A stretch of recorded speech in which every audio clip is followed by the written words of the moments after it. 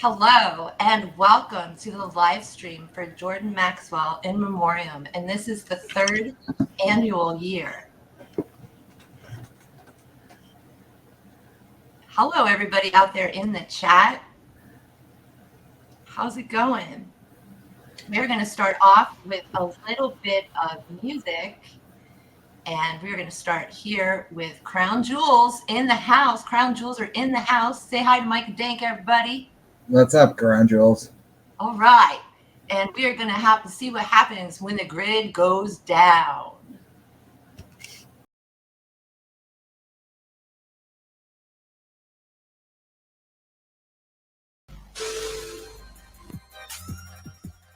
But that's the war.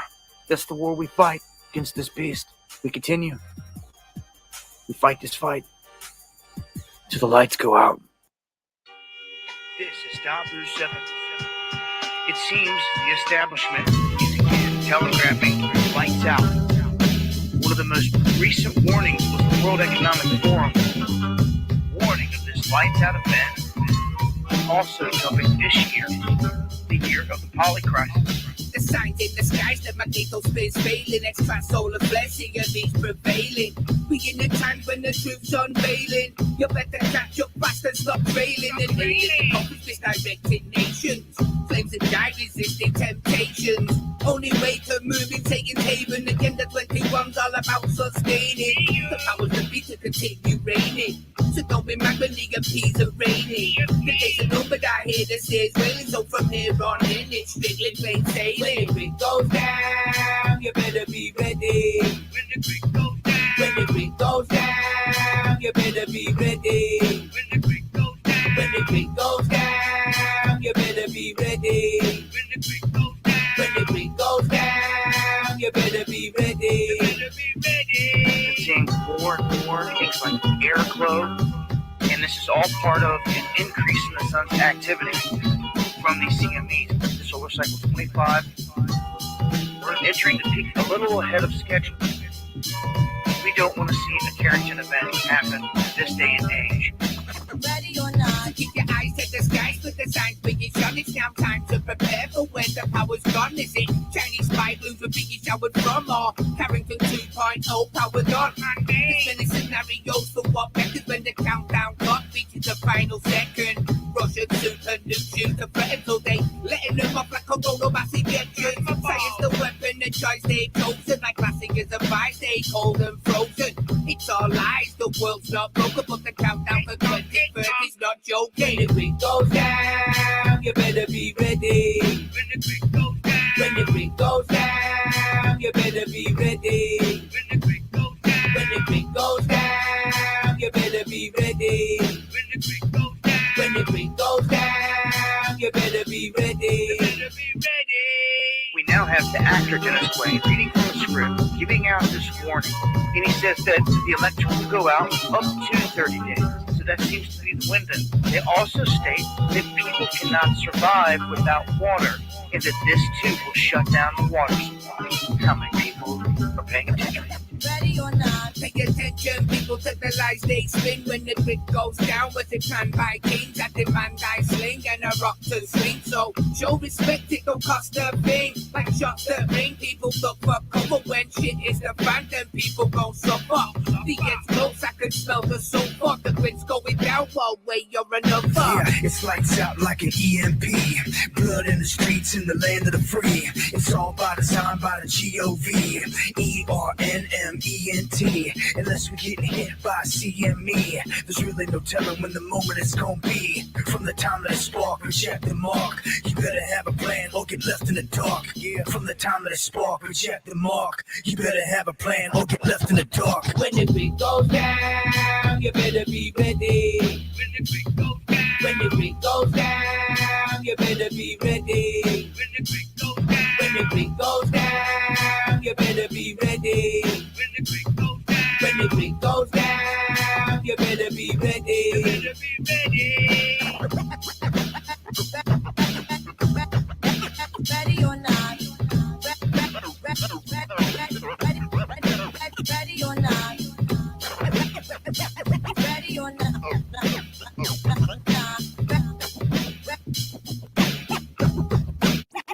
I spent a decade warning everybody about this event. We're on the doorstep of it. I'm warning you. They're telegraphing it again. So this is a repeated theme. Now they've got one of their Hollywood goons out here reading from the script. Warning, lights out is coming. It's like we can't trust anything going on out there. We've got to stay on top of things. Eyes to the sky, y'all. Yeah. Much love, fire. Occult priestess in the house. Duck, goose. All right. I hope you guys enjoyed that. So that was Crown Jewels music, and looks like I've got a little bit of static in my attic. How you doing, Danka? It was great. You know, that reminded me a little of Cypress Hill. Yeah, it's got that womp, womp, womp. And they got the voice for it, too. It's so good. Yeah, I really like it. So I'm going to leave the stage for a second, give you the stage, and I'll fix my lighting. Thank you.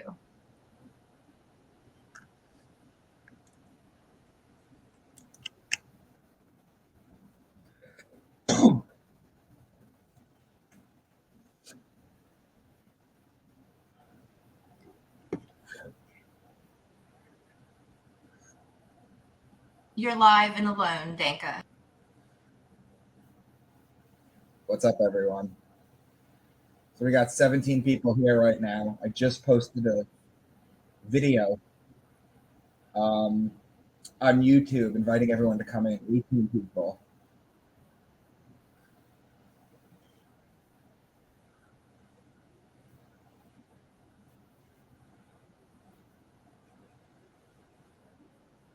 I'm great. It's a sad day. Can you hear me? Hello? Oh, I'm alone here. Okay, whatever. Hello to everyone that's here. We got 19 people in so far. It's insane that we're doing this every year, but we are going to do this every single year. We're going to do this every single year because it's the right thing to do. You guys have heard that I'm going to be doing a major marketing thing on Guy Fawkes Day, which happens to be Election Day. So there's going to be some crazy things going on. I don't want to share it publicly yet because I don't want the people that are watching my YouTube to mess with it. And I'm not just talking about the people that watch my YouTube. I'm talking about the people that really watch my YouTube. 3-letter agencies and things of that nature. I don't want them to have a clue at what I'm doing. So as it gets closer, I will let you know. So just wanted to welcome you all here tonight. We're here for Jordan. My work would be nothing. I wouldn't even be doing this if it wasn't for Jordan. Jordan was the first person that got me into this. Let me bring Priestess on. Hold on. No, not yet. Okay, she's being funny. It's all good. We just did it at the same time twice. Oh, that's what it was? Okay. Yeah, so like I said, we're going to do this every single year. It's one day a year, and it's a memorial to the guy that really helped expand our minds. My first encounter with him, it was just a random algorithm on YouTube. And I was searching something in 2012, and I saw a lecture that he did where he was talking about everything relates to Saturn. And that really opened my mind up to everything. What about you? When was your first encounter with him, and how did you react? I grew up listening to Coast AM. Cincinnati was one of the first places that they were syndicated. And I know that's the first time I heard Jordan Maxwell. But it wasn't until I was already, because he was so always on the periphery, right? Mm-hmm. If you're into knowing deeper stuff, it doesn't even have to be conspiracy or government, but just knowing the mysteries of life, you're going to come across Jordan Maxwell. And so he was always on the periphery. But when I met him, it was totally different. I could see how much love that man needed. And that's what I did when I was around him, is just hugged him within an inch of his life. And you could tell that his health was failing. I met him just a few years before he passed. Mhm. And so I gave him all the love I could, as like all the community. I knew all the people he had touched and everyone that he had helped see the world through clear eyes. Mhm. And so I gave him all the love I could. Gotcha. Wow. It's fantastic. We're going to have Truth Seeker on in a little bit. We started a little early today. It's 7:00 his local time, just about. And he should be coming on any minute, and we'll go through his story too. We also, if you wanted to stretch the time, we do have a 5-minute countdown if you want it. And I want to shout out Crown Jewels Music Group. Everybody go check out their music. You heard it at the top of the show. They're Right. great. And shout out to Priestess, because we were talking about 45 minutes ago, and I'm technologically stupid.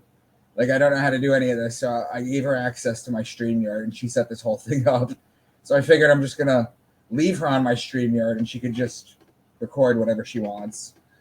They allow you to have one additional person. That's amazing. Thanks. You want to read this from J1303's? Evening, all love. Jordan, however, he didn't state he was visited by evil entities. Even if that's true, his work is true. Maybe the dark side was helping him with the truth. Interesting. I want to say a shout out to Joy Jolt. That's Claire Bear, you guys. You remember her over from Rockfin. So give big love and shout out to Claire Bear. And Mon Chéri, hello, darling. How are you this evening? Let us know what's going on with you. That's awesome. So we're gonna do something, Priestess. In the comments chat right here. Apparently, people can only comment, or we can only comment as Occult Priestess. It doesn't come up as Micah Dank Truth Bombs when I leave a comment here. In the StreamYard. In this StreamYard. But if I pull up the YouTube video of us doing this live so that I can make comments, there's a slight time delay. Oh, yeah. You just mute it. Like, I've got a laptop and then I've got StreamYard. So they're on 2 different computers. I'm going to mute it. I'm going to do it. But what I'm going to do here, let me say hello to say my what? Sherry. Yes. Yeah, she's super. There she is. And I see some unfamiliar faces, so these may be your fans coming in here. And shout out to Chad. Hey, Chad, I sent him a tweet privately, and he came in. That's really nice. There's our Danka. Mm-hmm. So not paranoid. Manchuri just said, Paranoid Americans spoke about you. Are you going to be a guest? My Sherry, I already did it. I don't know when he's putting it up, but it's going to be a couple. He had a lot of questions. So usually when I do interviews, you get 1 or 2 people. You get the people that just sit there and their eyes get really big and they just listen the whole time. And then the other people are the ones that keep interrupting with questions. And if you keep interrupting with questions during my presentation, I'm going to have to turn my presentation into like 2 or 3 episodes. So that's what I had to do with Paranoid American. But I am definitely on his channel. We're friends. And Derek said he's on. Oh, great. So Truth Seeker is here. J1303 says Jordan and Bill Cooper didn't get along. However, anyway, love from London, UK to you all. And How is Kate Bush over there in England? I'm always asking the British if they're taking care of the true Queen of England, Kate Bush. Yes. And we got a greetings from Florida.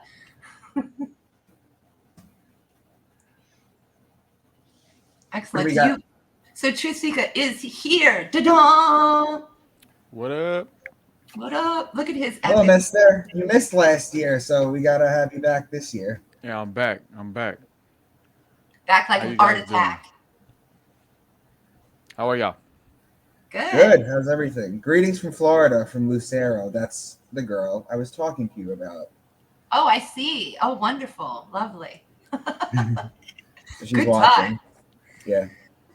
She's very supportive. It's really, it's the best feeling. Well, you're looking very, very sleek and professional, Truth Seeker. As always. How are you, my guys? friend? You guys are great too. You guys hear me How are you, okay? Truth? I'm doing So well. I was just me and Priestess were talking earlier about our first exposure to Jordan, and I didn't get to tell everybody tonight that Jordan I met through you. So I want to tell everybody a quick story. Can I tell them the? Do you care if I tell them the? Yeah, Uh, you can tell it. You can tell them the whole thing, like on both sides. But first, let me show off my necklace right quick that all right, all right, all I right. made.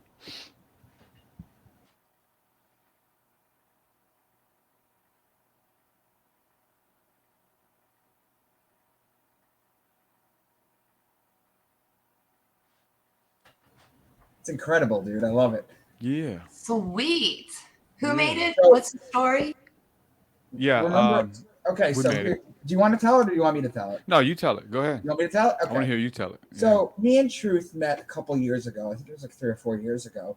Um, I reached out to him about Astro-theology, and I sent him a video, and he was like, "Yeah, come on the channel." And we were talking, and he was very into it. And Truth is a Christian mystic, and he followed Jordan, and he understands Astro-theology and how important it is. But at the time, a few years ago, when I had started putting everything together, I only thought that the Bible was Astro-theology. I only thought it was that. And he kept trying to tell me, no, it's so much more, which I eventually learned and figured out. But what ended up happening was we did a video and that was okay. And then I asked to come back on and he was like, I don't usually have repeat guests. I was like, all right, that's not a big deal. I respect that. We talked here and there, we switched phone numbers. And what happened was he had somehow come up about Coast to Coast, that he had always wanted to go on Coast to Coast. And he started asking me about certain, what do you call them? Publicists and stuff like that. Yeah. Certain people who get you on podcasts or whatever. And he told me about one of them, and they couldn't guarantee anything. And I was like, I know Richard Syrett. I know one of them. He fills in for George Norrie when George Norrie's not there. So I introduced him to Richard Syrett. Richard is a Christian. Truth Seeker's a Christian mystic, so it was great. I told Truth, I was like, here's what's going to happen. You're going to do a video on his channel, and if he likes you, he's going to invite you on Coast. Yeah. Just chill. Just put your best foot forward. Do your best, and this will happen.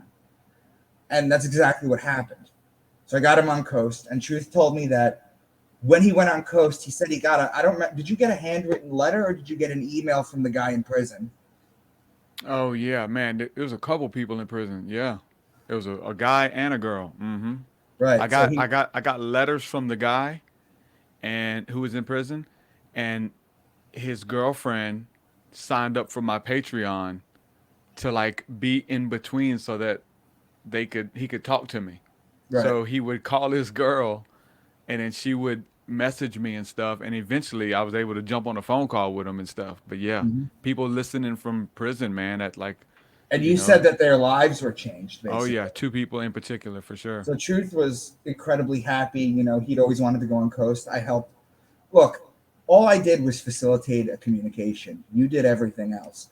You put your foot forward. You put your best foot forward. You explained to him your work. You explained to him everything that you do. I didn't do that. That's all you. All I did was introduce you to somebody. All I was a contact. And then fast forward a little while later, my friend Chris Matthew from Forbidden Knowledge News sent a Facebook post about Jordan Maxwell, about how he was at a conference with him. And I was like, tell him about me, introduce him to my work. And nothing really happened. I mean, he did, but nothing really happened. So I told Truth that I had never met Jordan. And he was like, yo, hold my beer. I got this. So he basically, what were we using? Skype or something? We used Skype. Yeah. Jordan loves Skype. Yeah, we used Skype, and I met Jordan. I started talking to him, and then we started talking, and I started sending him my work, and he told me that it was, quote unquote, sensational. And then we started becoming friends. And Truth made this huge post on Facebook about it, and he was like, you guys have to understand that not everyone shares their contacts. Not everyone does that. And I'm like, but why? You know, I see you're a good person. I see that I have access to something that you want. You know, I had no idea that you were friends with Jordan. Right. But you know, Right. that's what ended up happening. So I got him on Coast basically, or he got himself on Coast. I just made the introduction. He introduced me to Jordan, and the rest is basically history. And we've been friends. Yeah. One good favor deserves another. You know, you never know who people are. You know, and Absolutely. Jordan spoke a lot about that, man. Anytime Jordan spoke about the angels, Yeah. you know, he was always like, hey, like in our fantasy realm, like even in the spirit realm, like my book, like the angels will look like, you know, beautiful celestial beings. But Jordan, he's like, no, they look like people. The angels look like humans. So always be courteous and kind to strangers because you never know who or what that person is that you're doing a favor for, you know? And so they always, you know, would, you know what I'm saying, re- repay you, help you out when you need it. And so Exactly. that's just a way to live, right? And that's interesting, like that, like, you know, the whole thing of people holding their contacts back and not wanting to share. And you're like, why is that even a thing? You know, Right. It's it's so something that, crazy. yeah. It's funny because, like, I guess money and power don't. Um, what money and power does is it makes you more of what you already are. Yeah. So if you're an asshole, Yep. right, you're just going to be a rich asshole. If you're an alcoholic and you go to the bar and you're broke, you know, when you run out of money, that's it. But if you're loaded, you know, you have no idea where the night's going to go. People have to develop their personalities and really hit rock bottom in order to come back in peace and love. In order to do this, and it's not for everyone. There's, I mean, people do not like. We could have been here 1,000 times before, but your best friend or your parents, this could be their first time. You know what I mean? So they're still Hmm. figuring the world out and everything. But how did you meet Jordan? That was my question. How did I meet him? It was just this, you know, thing when I was going through my awakening and stuff, and just asking deeper questions and watching a lot of his content. And I feel like his phone number, or no, his email. He gave his email out at the end of a interview one time, and I just emailed him, and he gave me his phone number, and that was it. Of me just being a truck driver, truth seeker, like um, sharing long phone calls with him. It blew my mind again of how accessible he was. Yes. That's what blew my mind. And You I know, see because that's how me and you are too. Online. Like, doesn't matter how big the channel gets, like we're always talking to everyone. You know what I mean? A lot of people don't do that. yeah, I try to make myself accessible if the people really need me. Even if they have to jump through some kind of hoops and stuff, like I'm super busy. Um, but I try to make sure, like, okay, if the young truth seekers out there and needs to talk to you, man, like, you know, you need to make yourself available. And again, Jordan did it, and I needed him, you know, and he really helped me, you know, just by encouraging me.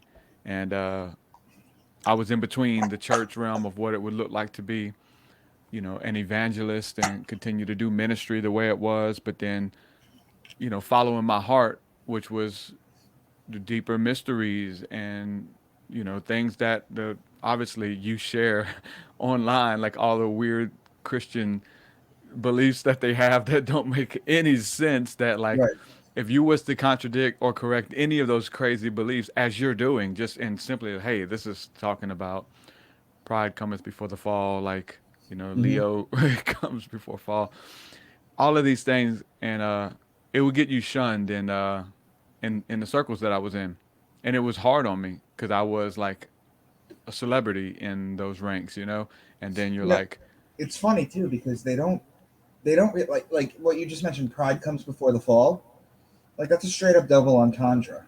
mm-hmm, You know, and people who are religious do not give the Bible the respect that it deserves in mm-hmm, how deep it actually is. This thing is layered. And I just teach one of them. I don't even teach one of them. I teach like a part of one of them. You know what I mean? And it's just such an incredible book, but it's at the end of the day, it's not original. and it's certainly not history. You know what I mean? But it's, oh god, I don't even remember what my life was like before I started doing this work. You know what I mean? Like as soon as I discovered Jordan and Santos, I wasn't able to function in society anymore. Yeah. Yeah, his it makes it fun. You know, for me and for my community, as far as like coming from a Christian background, it was scary for us to find Jordan's work Right. because it's like somebody finding your work and it's like, what? What's this guy talking about? No, pride before the fall means this. The problem is, you know, we've talked about is when you get into the place of it only means that. Well, Right. that is the fulfillment of pride because in your arrogance, you know exactly what it means and the only thing it means.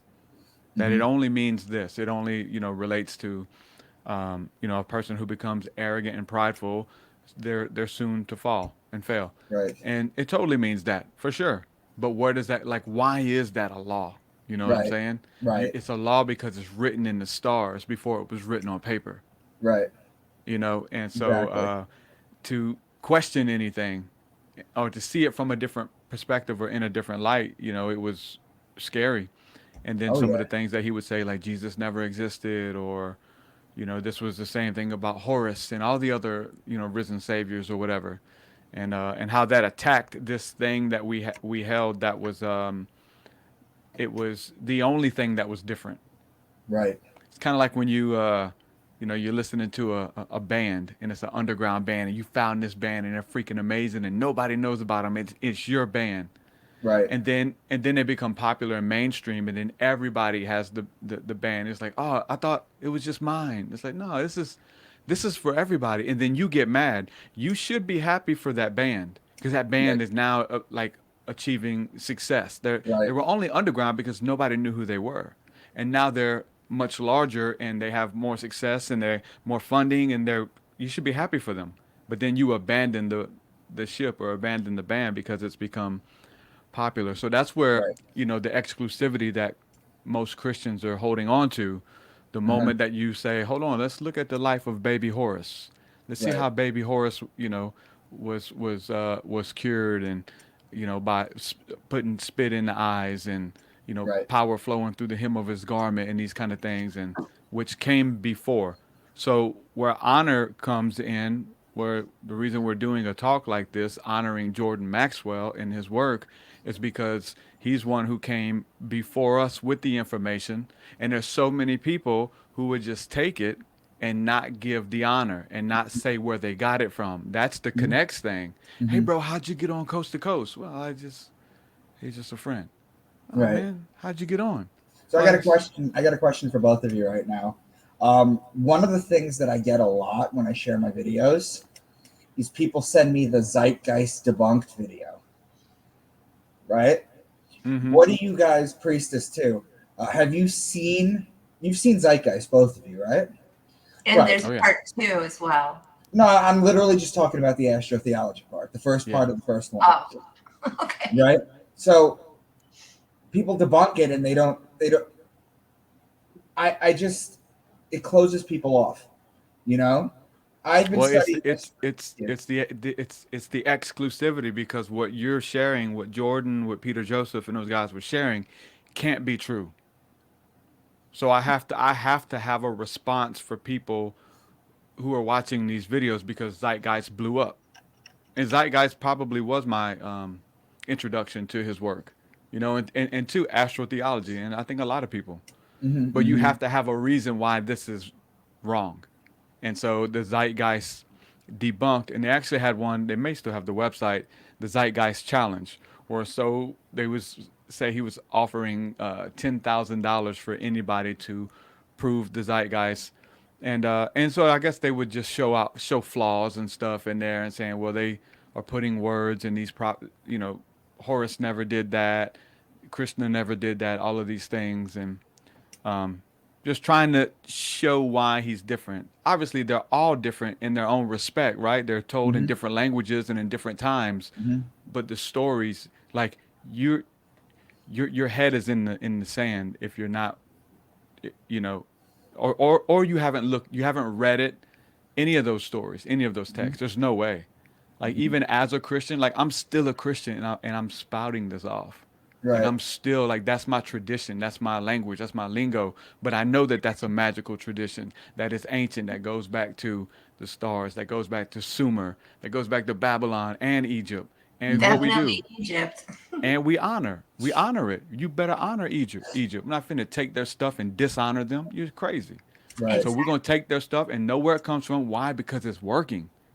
This is universal language. This is in the stars before it's on your paper. Mm-hmm. So So you the guys question, think the sorry, original yeah. paganism that followed astrology, basically that was their religion, astrology, nature. So is astro-theology kind of like a bridge between paganism and Christianity? I would say so for sure. Where do I you would say sure. guys think the science of astrology works? And it makes sense to decode the Bible, but where do you guys think we got the 12 signs from? Do you think it was handed down to us? What are your thoughts on that? My thoughts are mostly Greek. The Greek gods are the planets. And if you want to talk to Hermes, you have to go to the Roman name, right, of Mercury. But before all that war happened, you would just go straight up to Hermes and spiritually and say, hi, guide me, God, just like we do today with the Christian Jehovah. Hmm. Mm-hmm. But then once you get there, he says, "Oh, meet my friends." You're right. Yeah, all the other planets. Yeah. Yeah, Which are God. once you can respect them, like once you respect, so in a strange way, it's like it's almost like a mystery school that's been shrouded that no, you're not worthy to know to say their names because Right. you're disrespectful. And Right. if you knew that you knew the names of these gods or you knew these planets heard you and watched you what you were doing and the stars are messengers and all that, then you would disrespect them. But if you knew that, or if you even believed your Bible, you may live differently. Like you Mm-hmm. may live in such a way that God is watching you or Jesus is watching you. Because isn't that what, like, we claim to believe or whatever? So, Mm-hmm. it's like, It's interesting because the word Elohim, El is Saturn. El is Saturn. And Ohim in Hebrew is when you put an S at the end of something, it makes it Mhm. plural. It's the planets. That's the Elohim, the planets. El is Saturn. El is Saturn, yeah. So Elohim, let's go with this. We break it down. It actually means enlightened man, a man who is angelic, right? People don't realize that etymology plays a huge part of this. Numerology, shout out to Jordan Maxwell. symbology, all this stuff plays a huge. What you guys don't realize is, like, if you're reading the Bible literally, and you have to go through apologetics, and you have to find a way to explain why there's a talking donkey, a talking snake, all the contradictions and all this. They run around in circles to do that with apologetics. However, you got to realize that all these ancient sciences, all this Kemetic wisdom, fits together like a glove. Yeah. And if you're not seeing the symbiosis of everything and understanding that, you really don't have the understanding. Because And you it said is- Kemetic, Right. which is Chem, which is for those who don't know Egypt. Exactly. And with it's coming back too. identity. So you're It's coming taking a back, too. Bible book, which came after the originals, and then you're reinterpreting it so that you can take it back to the original. But it's still kind of a pretender in and of itself. Mm-hmm. Mm-hmm. Cool. Until you're led into the next phase or the next Right, in a sacred rung of the knowing ring. sacred way. Do you guys think that a lot of people dismiss astro-theology? A lot of people do right after that, and that's fine. Maybe they're not ready for it, or maybe they're not going to be ready for it. But do you think that when you grasp the concept or you begin to understand the concept, your whole world gets shattered? Just like conspiracy theory, it's a truth that you have to come to an understanding of, right? And what is it to come to an understanding? You have to actually be studious and pay attention and be bright and be awake. And a lot of people are not passing that test these days. Right. Yeah. Right. So But we at are the same talking time, about a very small amount of people who can even digest the information. Mhm. No, I think us. I say I'm. All of us. Like I think we're pretty freaking deep, and and a lot of it blows our heads. Like so, like somebody who's brand new, and doesn't have, they haven't developed their mind to hold two contradicting thoughts and allow them to both be right. You know what I'm saying? And still, live life and still hold on to whatever faith you have. You know what I'm saying? So it's not easy. This stuff is super deep, but once it is the origins and whatever shows that to you. It's Mhm. different things that shows it to us, like what I'm saying, why it's real, Mhm. why it works for you, which part is it, and where does it fit in. It has to fit somewhere, even if the somewhere for many people is like, oh, it's a fairy tale, it's something that's created to take our mind off of God, you know whatever, it's created to deceive people. You have to judge it and call it something. Mhm. But once you stop doing that and you're led into its secrets and its mysteries, you're, you know, the scriptures say this. I was just pondering this a few minutes ago, like consulting the dead, of like, you shouldn't consult the dead. And I know, like, we think of the dead as people who have we think Jordan Maxwell to be dead. That doesn't flow in my vocabulary anymore. Like that he is dead. No, no, no. He's more alive, and he's abroad, and you know and more powerful than we could ever imagine. His so-called death or transition from this realm was a victory, and he Mhm. couldn't wait. He knew it was coming. He He did. was I ready. remember him saying, "Something big is coming, but I won't be here for it." Yeah. Right? That's Oh, basically yeah. what he He told had to look forward Freeman. to that. But consulting the dead is like going back to, because the scripture says the dead know nothing, right? The dead know nothing. Well, where are we getting this information from? The stars are alive. They're living creatures. The four living creatures in the heavens, Mhm. they're living. They're not dead.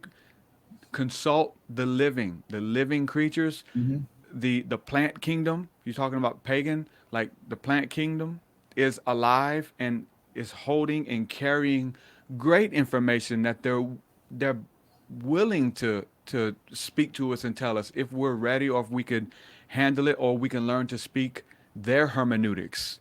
Mhm. If we can learn to speak their language, their tongues. Mhm. Tower of Babel messed all this up.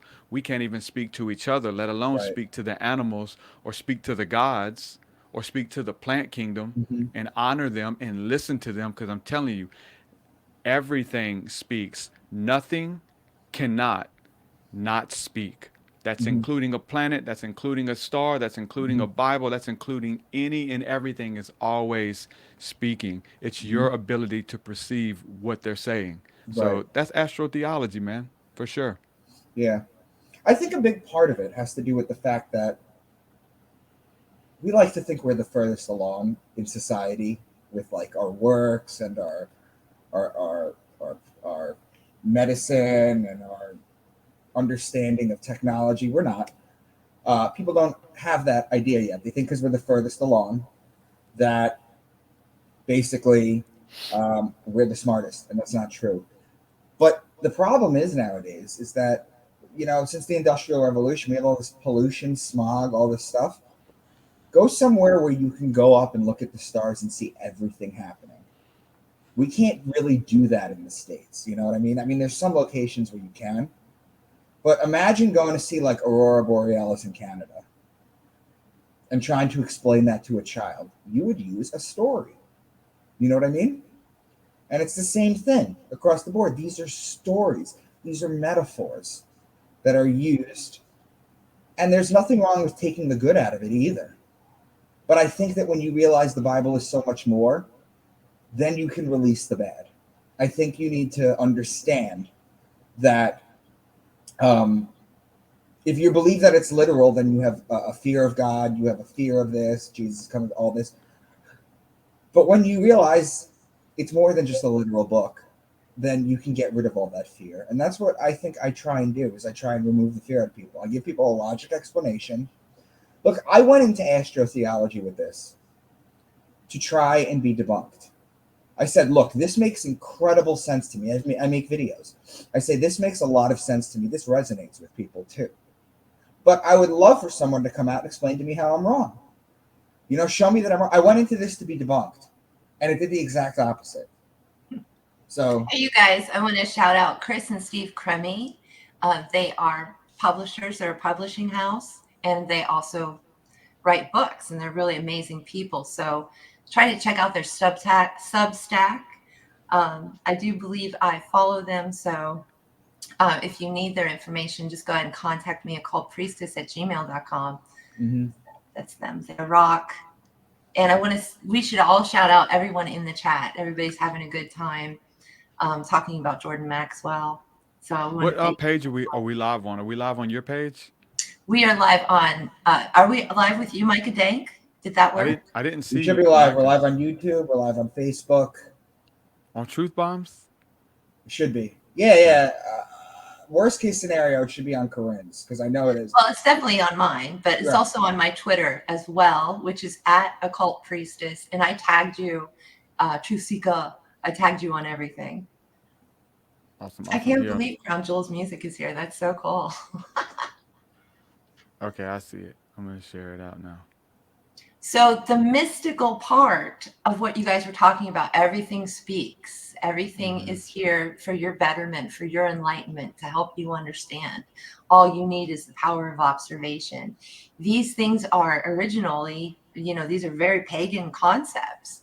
And so I'm seeing that bridge once again through astro-theology back to true nature and back to true mysteries, which is what the occult priestess is all about. You know what I always tell people? I always tell people, look, they'll tell you that astrology, they'll tell you that yoga, they'll tell you that all these different things are called New Age. That's how the Christians will dismiss them. It's a curse word to them. When they realize, or one day they'll realize, that these sciences are not New Age, that's a buzzword. These are actually older than their own beliefs. Well, I find it difficult that you call it science, and science was invented in the 1800s. And before that, it was called natural philosophy, which is a lot closer to the truth, right? Yes. Oh, I like These that better. Philosophies. Yeah, because the originals tended to be right. It seems as if the more we incarnate, the stupider we get. Right. Wouldn't you agree with that, guys? Yeah, David Wilcox said in the early days, hey, come on, let me. He said it first, so I'm honoring him. He said, man didn't evolve from monkeys. We're evolving into them or devolving into them. Yikes. You would think that, wouldn't you? So shout out to the Blue Chicken crew. Yeah. That's amazing. Jordan Maxwell wasn't into that either. We were at the same convention with the Blue Chicken crew, and he was always like shooting them dirty looks. So that was fun. Alex Stein actually told me he thought they were full of crap. Alex Stein is the one who interviews everybody out in LA. I had him on my show recently for the first time. Okay. I confronted him quite a bit, actually. You want some dirt? Alex Stein is, he's a bit of he likes the ladies. Let's just put it that way. And everyone. I may be thinking of somebody else. Steinfeld? Alan Steinfeld? Steinfeld, that's Alex right. Stein. I'm saying Alex Stein because I actually like Alex Stein. Primetime 99, Alex Stein. But yes, Steinfeld is the one I'm talking about. You can go to Truth and you can see I used to interview on his podcast. Danka, I have him on my channel as well from a few years back. I've got a few interviews with he and I arguing. It's so much fun. You should check it out. Well, I have Jordan Maxwell on my channel. Excellent. Wonderful. Yeah, I just have pictures with him. With Alex. I remember being on his. I wish I could have met him, man. In the flesh. I wish you had too. I would have traded places with you easily. All you have to do is go out to LA. Everyone's there. Everyone. Yeah. Mm-hmm. What do you guys think about his? He had almost like a fascination for Zecharia Sitchin. But when I talk to people, a lot of people do not like him and think he's fake. What do you guys think about that? Sitchin? Yeah. I think he was full of crap and he was part of social engineering. I just got done reading Lost Book of Inky. Mhm. I'm fascinated with trying to go back to the beginning, of the first ones to That see we were made by star people, that or we are came not from made yeah. by I mean, God. it ties in with the Bible, and it ties in with all the Well, creation stories. Like the gods come not down, all of and them. which one doesn't it The Greeks, doesn't we say fell Greek?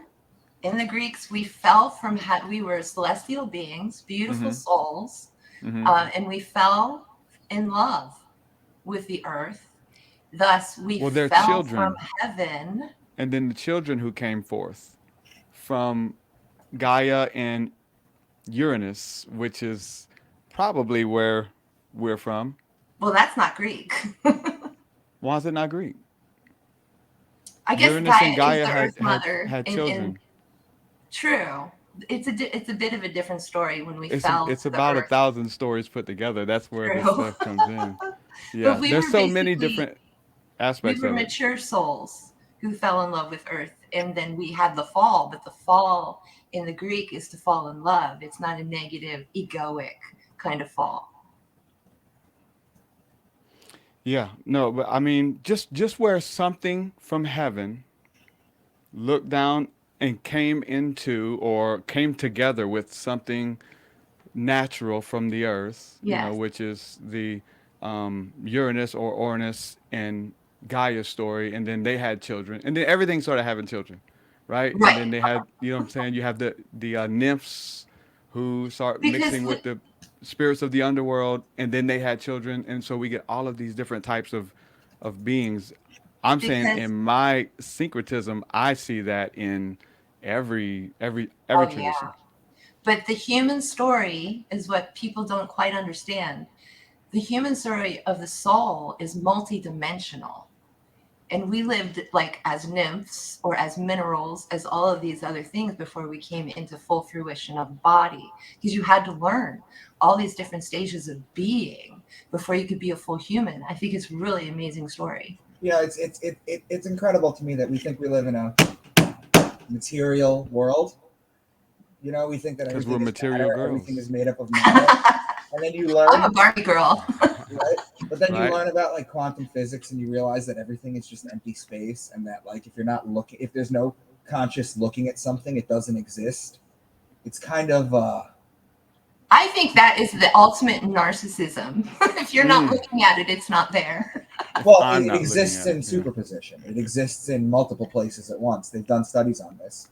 They'll Oh, take I like agree. yeah, And yeah, I'm not going to get into the science stuff because that just triggers me. I know.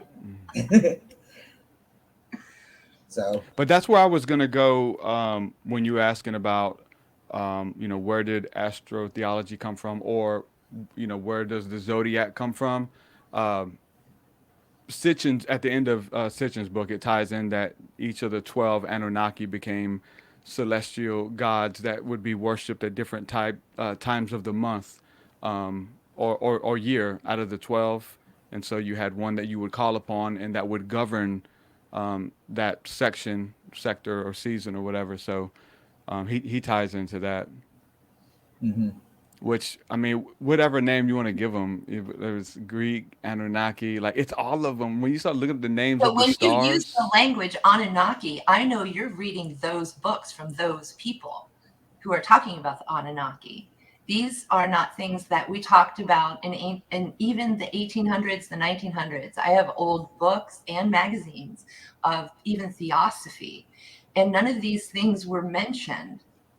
So this is all new. I've So got. Can you to see? me, that says it's been socially engineered. No, I've got tons of books from theosophists, from Christian mystics, Corrine Helene, like who talked about how we came from the stars, that we are the star beings. I mean, it's just the language that Well, the there's a difference between coming from the stars and actually being created by another race, an Anunnaki race, and Mhm. and having that middleman between you and God, well the which the I well think the works person the towards. person that we're on here honoring right now totally believed that, and I he think that works honored towards Sitchin. transhumanism.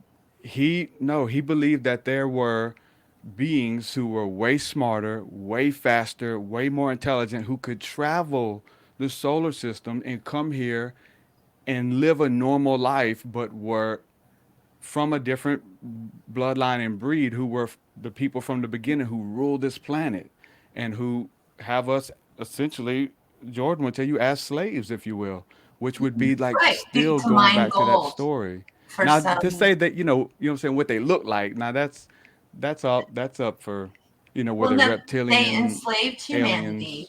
to mine gold because their protective layer over their planet was deteriorating. Yeah, that's right. That is science fiction straight up, in my opinion.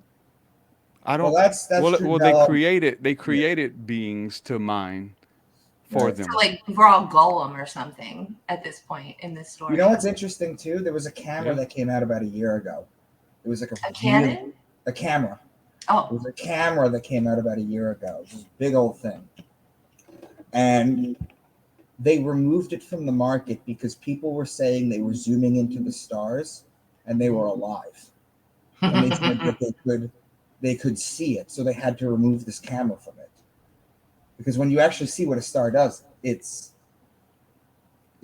crazy. well, did you see it? I did not, but I know someone that has the camera that did.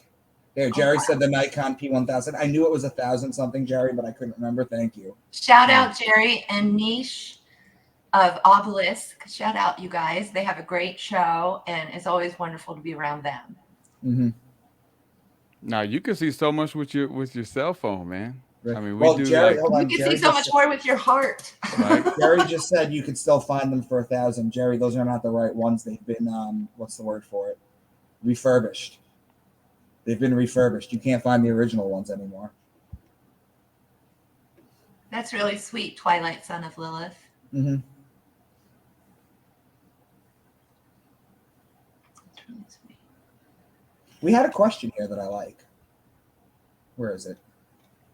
Spirit This World. one, Yep. What are your guys' favorite stories that Jordan told about his life and encounters? I am a big fan of him talking about that girl he was dating when he was like 18 and how her dad started talking to the stars and all these crafts started coming.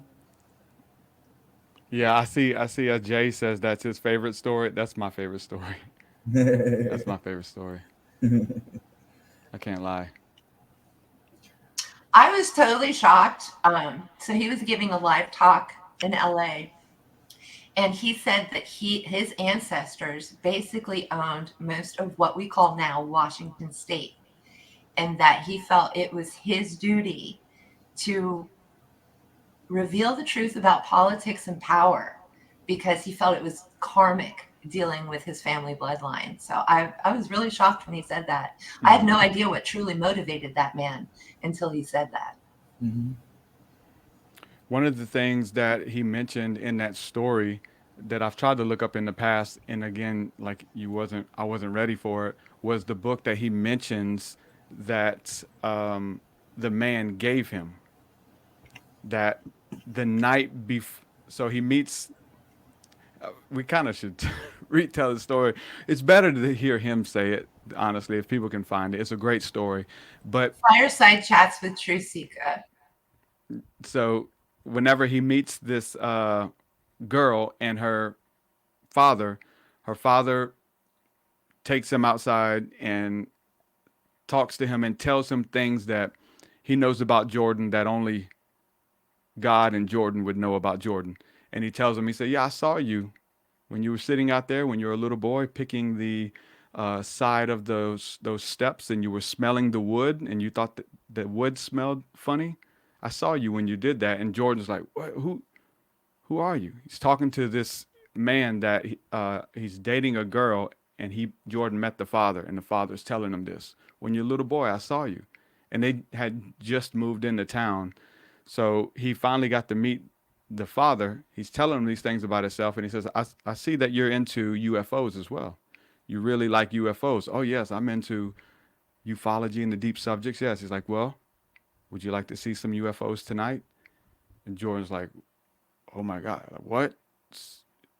"Yeah. Who are these people?" He said, "Okay, follow me." Go in his backyard. He says, okay. The guy closes his eyes and looks up in the air and starts talking. And a few minutes later, he opens his eyes, looks at Jordan, and says, okay, they'll be here any moment flying from Griffith Park. They'll be here, and you'll be able to see them. And so Jordan's like, what's going on? So he said, sure enough, just a few minutes later, 5 minutes later, these beautiful discs appeared and hovered above them, and they were fluorescent, like really bright orange and green and purple, vibrant colors that were just hovering above them, 3 different ones, and they were spinning.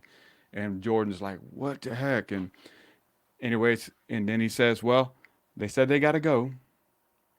And they told me to tell you that they've chose you and you're here to do some amazing things and inspire a lot of people. And everything that you need is going to be taken care of, and they're going to make sure of it. You're okay. The UFOs leave, and he goes back inside and sits down with the man. Like, man, what just happened? He said, it'll all be revealed to you in time when you're ready. And he says, until then, here, I want you to have this book. And he hands him a book, and it was the life work of Charles Fort was the name, Charles Fort. And I remember getting the book or the PDF years ago, trying to read through it, and none of it made sense to me. And it wasn't until just a couple of weeks ago I started looking through it, and some of the stories in there that Charles Fort wrote about, very interesting. He was pretty much, if you talk about like a mantle that has been passed down of somebody's life work, and then someone picks it up just because like they're not here anymore and they were inspired by, and so somebody has to take the torch and run with it. Like when you're reading the work of Charles Fort, you can see where Jordan Maxwell was inspired even as a young man, finding Charles Fort's work and stories about the paranormal and the unseen and all of these anomalies and phenomena that challenge the status quo and agreed upon history and agreed upon science. That this guy was finding holes in all of this stuff and anomalies that the people were experiencing, but it would never make it into any of the books. He's talking about frogs falling out of the sky and fish and just all types of like wild supernatural stuff just stacked in his books from story after story after story. And so looking into all things strange, and I feel like it was in that book came out in the 40s, I believe. So anyway, check it out. It's called The Complete Works of Charles Fort. But that's the book that the man gave Jordan the night before he left. Jordan. But then when he came back the next day to go talk to his girlfriend and talk to the father again, because like, man, this guy's deep. I could talk to him all day. He goes back to speak with him. His girlfriend, the whole family have packed and moved overnight. Dun, dun, dun. That's it. So I want to look the book up. That is amazing. And I'm going to show us from last year. You paid tribute. You've written music. You've done some great work. And we're going to feature that right now. It's basically showing us an agent to close out the age of Pisces, the age of deception. He even looked like a Pisces, even though he wasn't.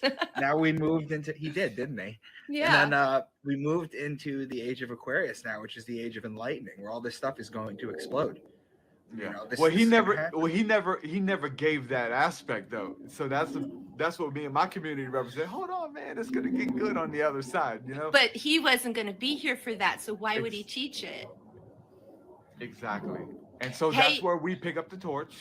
Yeah, that's it. And there's a quote from about the torch bearers from Plato. I think if somebody could look that up. But let's take a break, guys.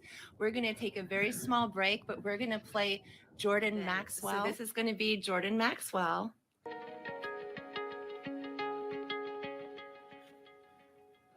Okay, so unfortunately, Jordan cannot be here in person.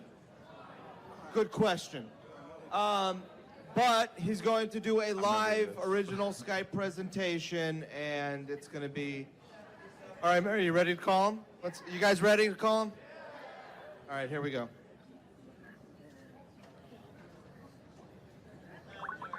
Now I'm going to put you guys on camera too.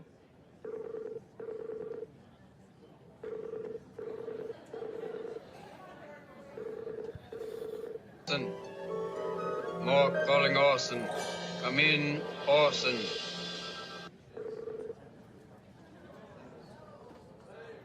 Say hello.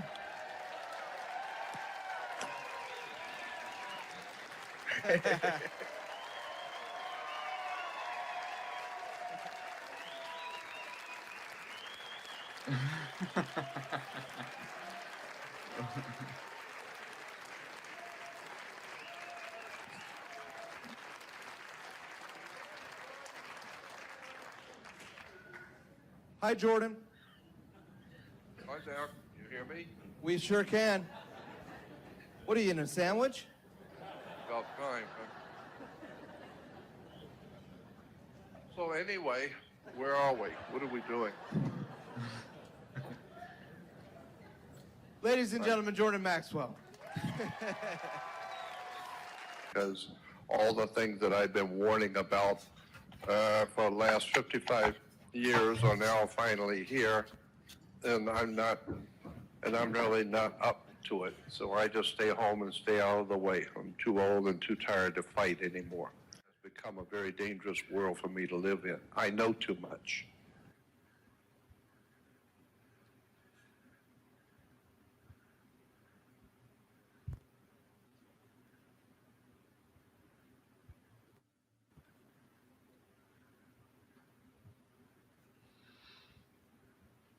And then he said to me, he said, you've always been interested in UFOs and otherworldly things, right? And I said, yes, I have. He said, would you like to see some UFOs up close tonight?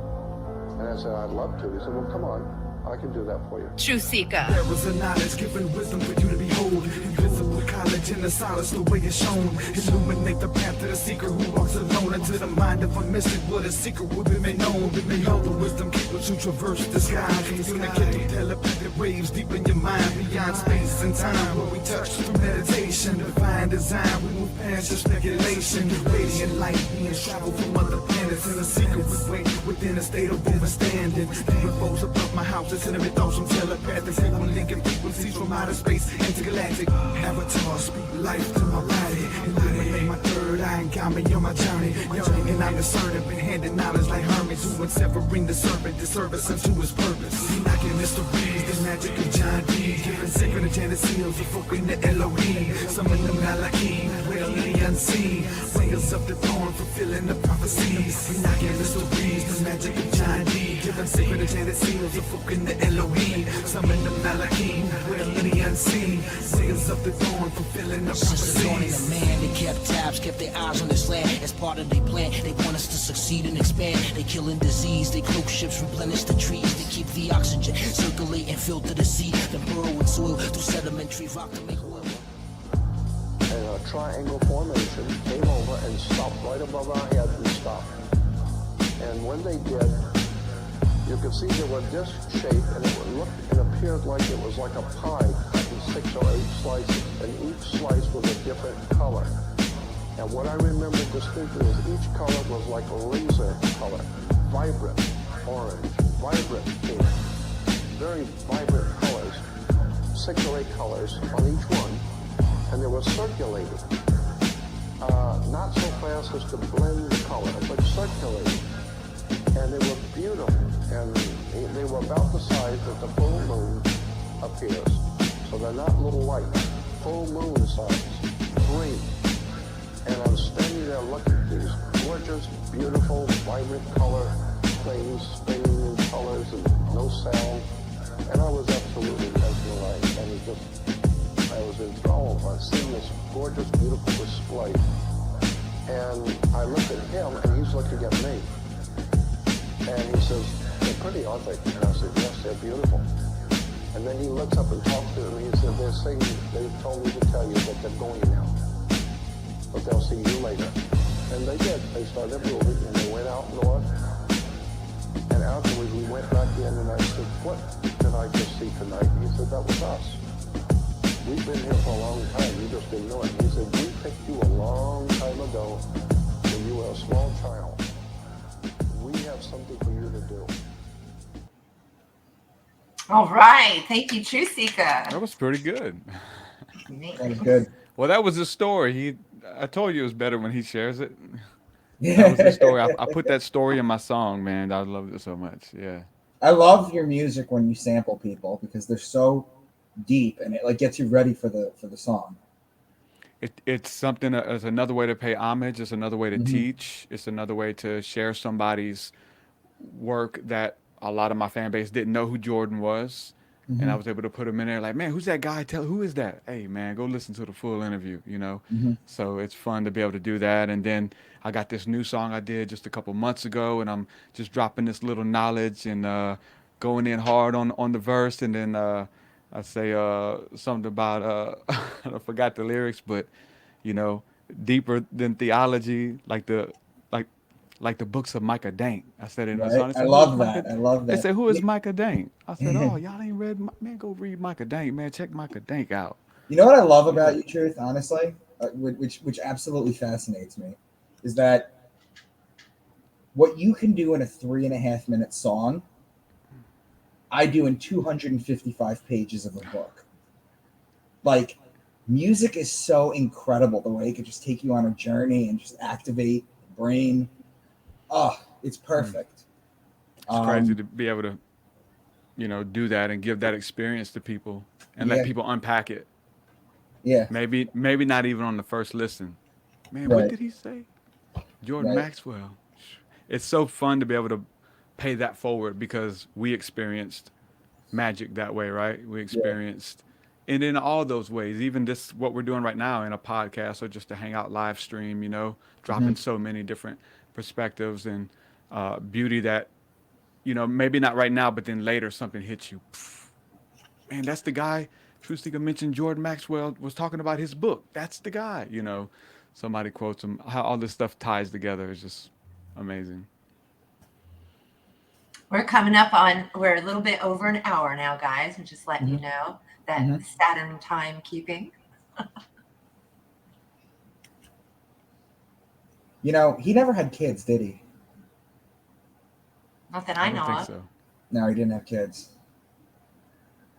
He And has mental children. yes, got us all together. It's I can I don't. feel that the warmth and love. I know that Jordan is so freaking grateful that people are paying it forward and that he's not being forgotten and that we're going to keep his memory alive, his teachings alive. I think that he would be uncomfortable knowing all the people that respect him, but I think he would be happy with the stream. I think he was a very private person. He didn't seem like he cared for the fame or anything. What I don't understand, maybe you guys can explain, and I'm not trying to make this about me, but like I'm continuing his work, and I don't get death threats, and I don't get anything. Surprisingly, I don't. But why do you think he was so? Maybe it's just because he reached more people. I don't know. But why do you think he was so screwed over for his entire life? And now all this stuff is coming out, and no one's getting screwed over like that. Well, death threats are definitely a thing. Like that definitely. There's a lot of mentally unstable people. A lot of crazy stuff out there. So there is that. But there's lawsuits. There's all this stuff going on behind this. There's cease and desist. There's gag orders. If you speak on people's names or mention their work and a lot, even you can't even do a video, talking about Daryl Anka or whatever Bashar. Daryl He has Anka. a legal team who looks for you, and they send you cease and desist letters if you do anything and threaten you with multi-million-dollar lawsuits. So there's a lot of stuff, but again, there's a gag order. You can't even talk about it. So I think there was a lot that Jordan couldn't talk about. Jordan wasn't an angel. We know that.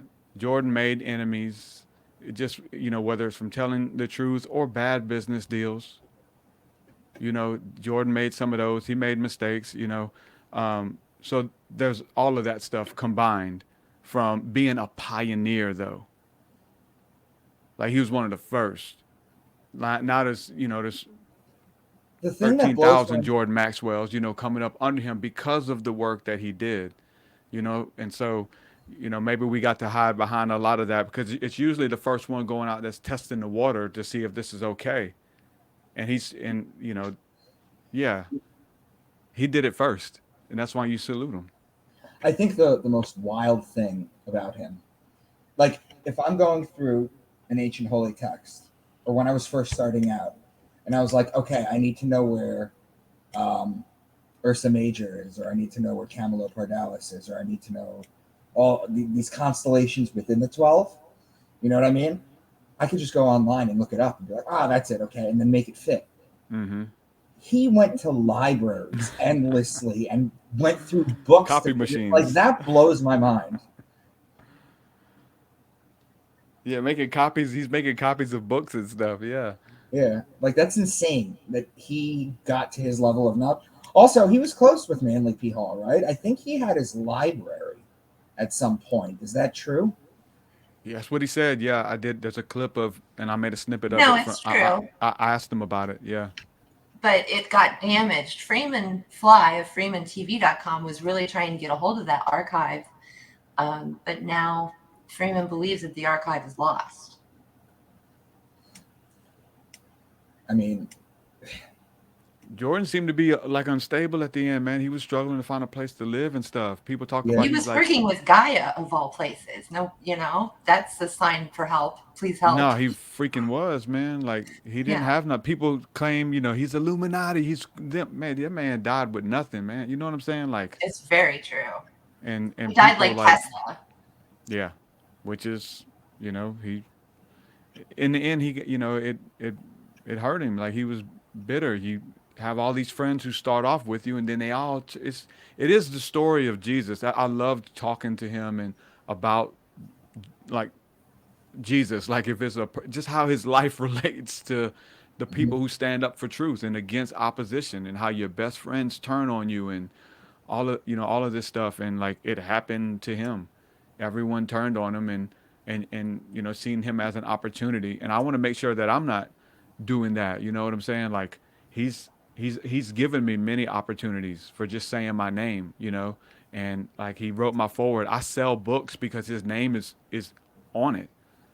People don't know who I am. They buy that he wrote the freaking forward, and it's like I'm still selling books because of him. People don't know me, but now you're getting it. You know what I'm saying? So I want to make sure I'm continuing to do that work, and hopefully, challenging other people to do the same. To say, hey, where'd you get your information? Like say their name. That's all he's asking. Tell these people, Jordan Max, send them some money, man. Like do something. Take care of his family. Do something, man. Especially while they're here. Once they're gone, you can't do it anymore. So you can do it. Let's say that, and just in different ways. That's what we're doing right now. Exactly. Spiritual currency, baby. He's here with us. He lives on. For sure. And if you would like to donate, this is Occult Priestess's link for donations. I would truly appreciate that. Thank you so much. I helped set up the stream tonight and co-hosting. And if any of you guys want to put your links in the chat, I'll put them up on the screen for you. So all you have to do is go into the YouTube chat and then type as usual, and you can put your links in there, you guys. Oh, these comments are great. Yeah, I'm really enjoying the crowd this year. It's really well-rounded. There's a lot of new faces. There's things I haven't heard before that they're talking about. So you really, all of us, we've attracted a really cool crowd tonight. So thank you guys for being here and joining us for the 3rd annual Jordan Maxwell Memorial. Fantastic. Really. I love it.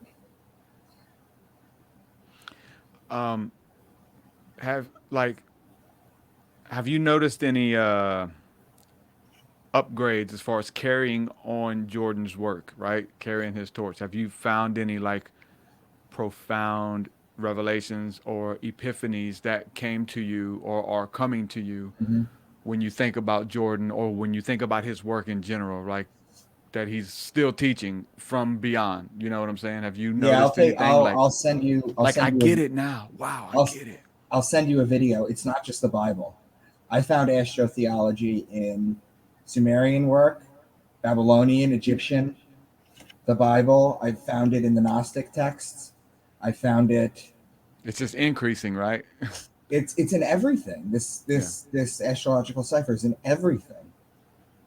Every holy book.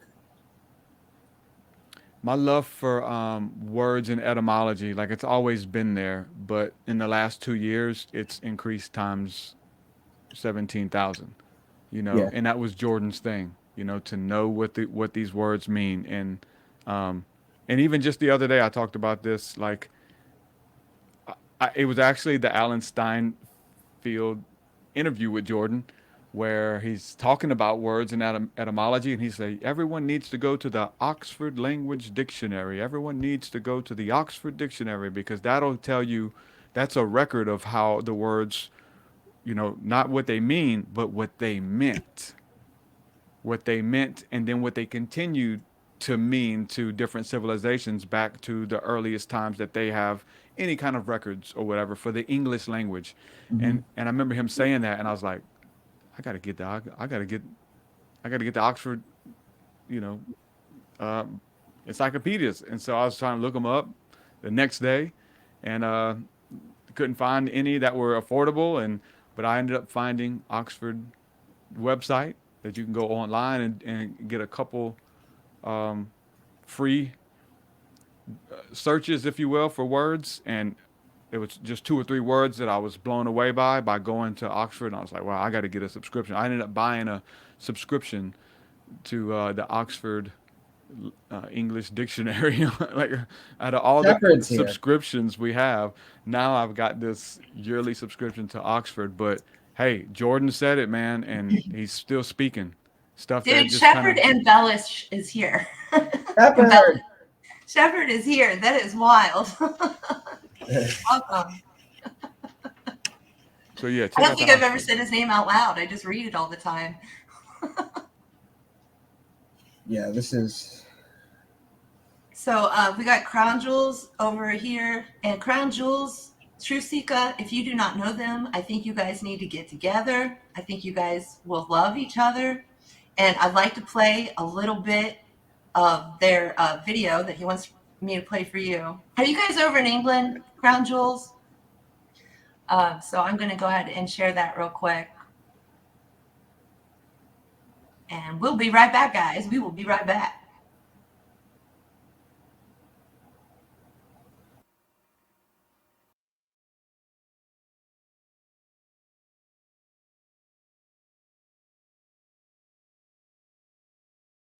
That we've all questioned as to whether all that we see and are experiencing has some sort of a rational plan behind it. Now let me tell you how I see it, trying to flee these evil spirits. It's the lyricist, when I spit knowledge out your pyramids. When I grab the mic to read and see last rites, to the sound of bagpipes, I fight until the last strike is thrown a bone. I'm not waiting for no strike to be sown. I take the life apart, the flesh in your bones. See, I've been fighting, playing curses inside of Satan's verses. Gonna put the faith in self, but not inside of Satan's verses. I never take purchase while my soul stays a purist. The scripts of passion building joy. Every verse is falling, see my reminisce. We took from the good book of Genesis. Legends of legacies from Nephilim to Pegasus. Time keeps moving, it don't stop and wait. Your time will come to if you can walk or race. That's how they operate. They've already gave you the sign. You watch the 2 twins falling while the world watch blind, yo. We know, of course, that we cannot depend on our leaders. Our leaders are misleaders. There is a science that they're following.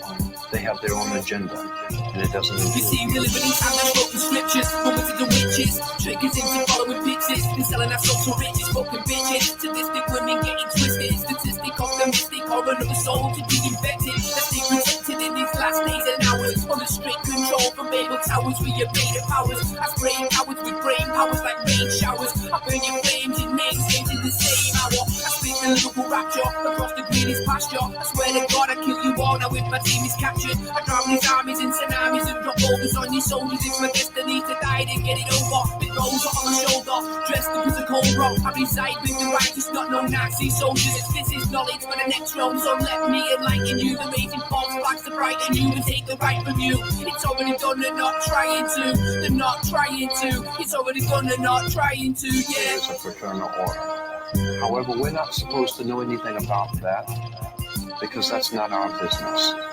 That fraternal order in politics and banking has been known for many years by those in the inside. It has been referred to by different names, different times, in different countries.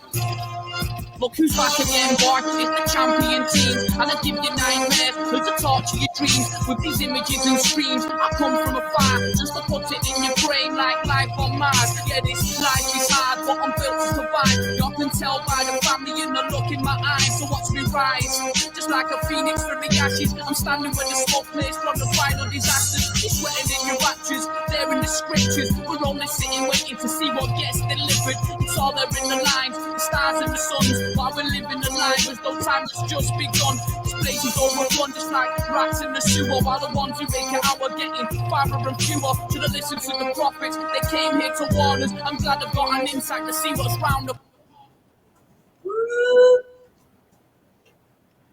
All right. Amazing. I love that. Prophets. It's all around the corner. That's right. 2007. That's amazing. Thank you, Crown Jewels and Trusika. I hope you guys hook up.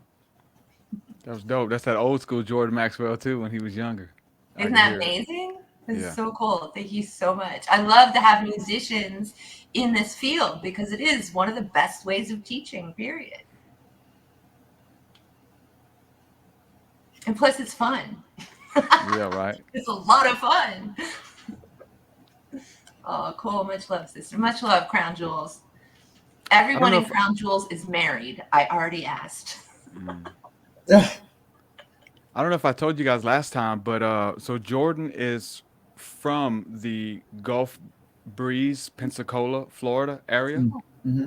and like it's known as a UFO hotspot. There's been so many sightings over the years that have made like national news or whatever, national coverage. But anyway, driving through Pensacola, going to Gulf Breeze in that direction, you pass by a intersection of two major roads. One is Jordan Street, and the other one is Maxwell Street. And so I always think of it because it's an exit, and the two signs are there, Jordan and Maxwell. Like you exit to go to Jordan Maxwell there. That is crazy sausages.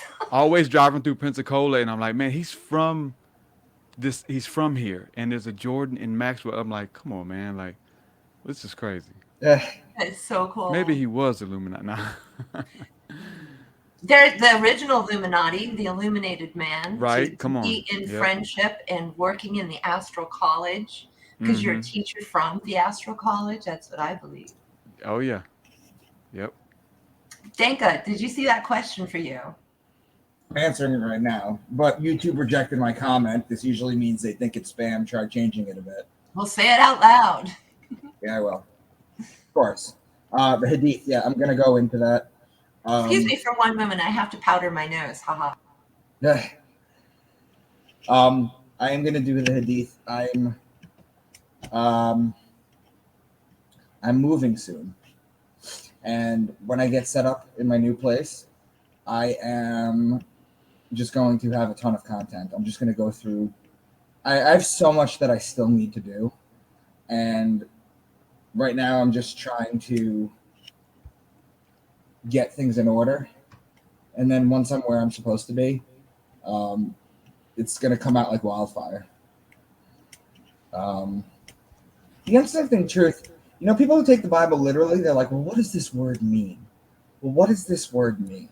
You're decoding the Bible with astrology. People try and tell me that's not what the word meant initially, and I tell people, nobody is arguing the interpretation of like when they say there's a goat, a ram, and a bull, right? That's Capricorn, Aries, and Taurus. Aries and Taurus are connecting signs. Nobody, when they talk about them being sacrificed, nobody is arguing the interpretation of these animals. It's other things that they're arguing. So when I do my work, it completely avoids that whole part of the conversation. Yeah, it's you know, they don't know. They just take it literal, and you see where it got us. Yeah. You know, it's you see where it got us when you know, when the things that were spiritual or astrological or allegorical are taken literally. And it's not even the literal part. It's, I mean, it is the words. They don't know what they don't know what the words mean. And a Right. lot of them, Jordan like sprinkled some stuff in years ago that I just heard him in passing on some old presentations that now I'm like diving in, and I'm like, I'll just be honest with you, I talked to Jordan like, you got to help me understand this, because this is, I know it's because he knew it. And so I caught that he gave some words in passing. And just to let you know that the words were the different words that are used for mankind in the Bible. Man, because you know there's different Adams, Adam, Adawam, Adapa, and it's different beings. It's not just one man. It's not a man named Adam. And Genesis tells you that God created the first being, and he created the first being, male and female, and he called them Adam. And then in the next chapter, then he creates Adam. Then Adam goes to sleep, and out of his rib, he takes and creates Right. what we think is a female. So all of those words that I think they, you know, they kept Jordan awake at night, and they keep me awake at night. But the word in particular was the Hebrew word for ish, and it was a type of man. And Jordan, in a couple presentations, were like, we don't know who these ishes are, but they're not the same as a Adam. And Adam is not a ish. And I know that always stuck with me, but like trying to decipher who's who and what's what, because these Adams and Ishas and Gabors and all of these different mighty men, they're all like having relationships together, and we're misinterpreting some of the text that is profound. Like, I'll just be honest with you, man shall not lay with mankind as he lies with womankind. That's not talking about two gay men. Just like Sodom and Gomorrah wasn't talking about gay guys. It's talking about these different beings and different souls that are incarnating and mixing, and it was allowed to happen, and people got judged, nations got judged for it, and people suffered because of it. And Jordan understood that was talking about different beings. So a lot of information is coming out from different perspectives, but that's a huge one, is to figure out who they are. The same thing continues in the Greek, in the New Testament.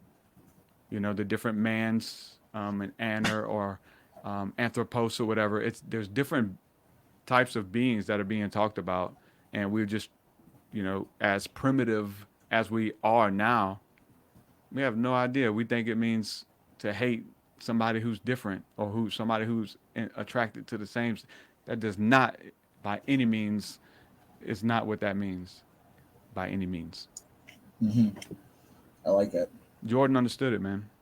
I didn't. I wasn't ready for it. I am now. Most people aren't, though, because they're like, no, you lost me at that. God hates gay people. No, So at you the hate root gay. of this, You do. At the root of this, people don't want to believe they have been fed a bucket of lies, and their cognitive dissonance is stronger Yes. than those lies. So some people are just stuck in the. I mean, if you take this literally, you think.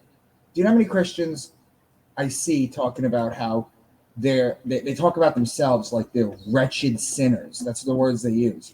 Wretched sinners that don't deserve grace.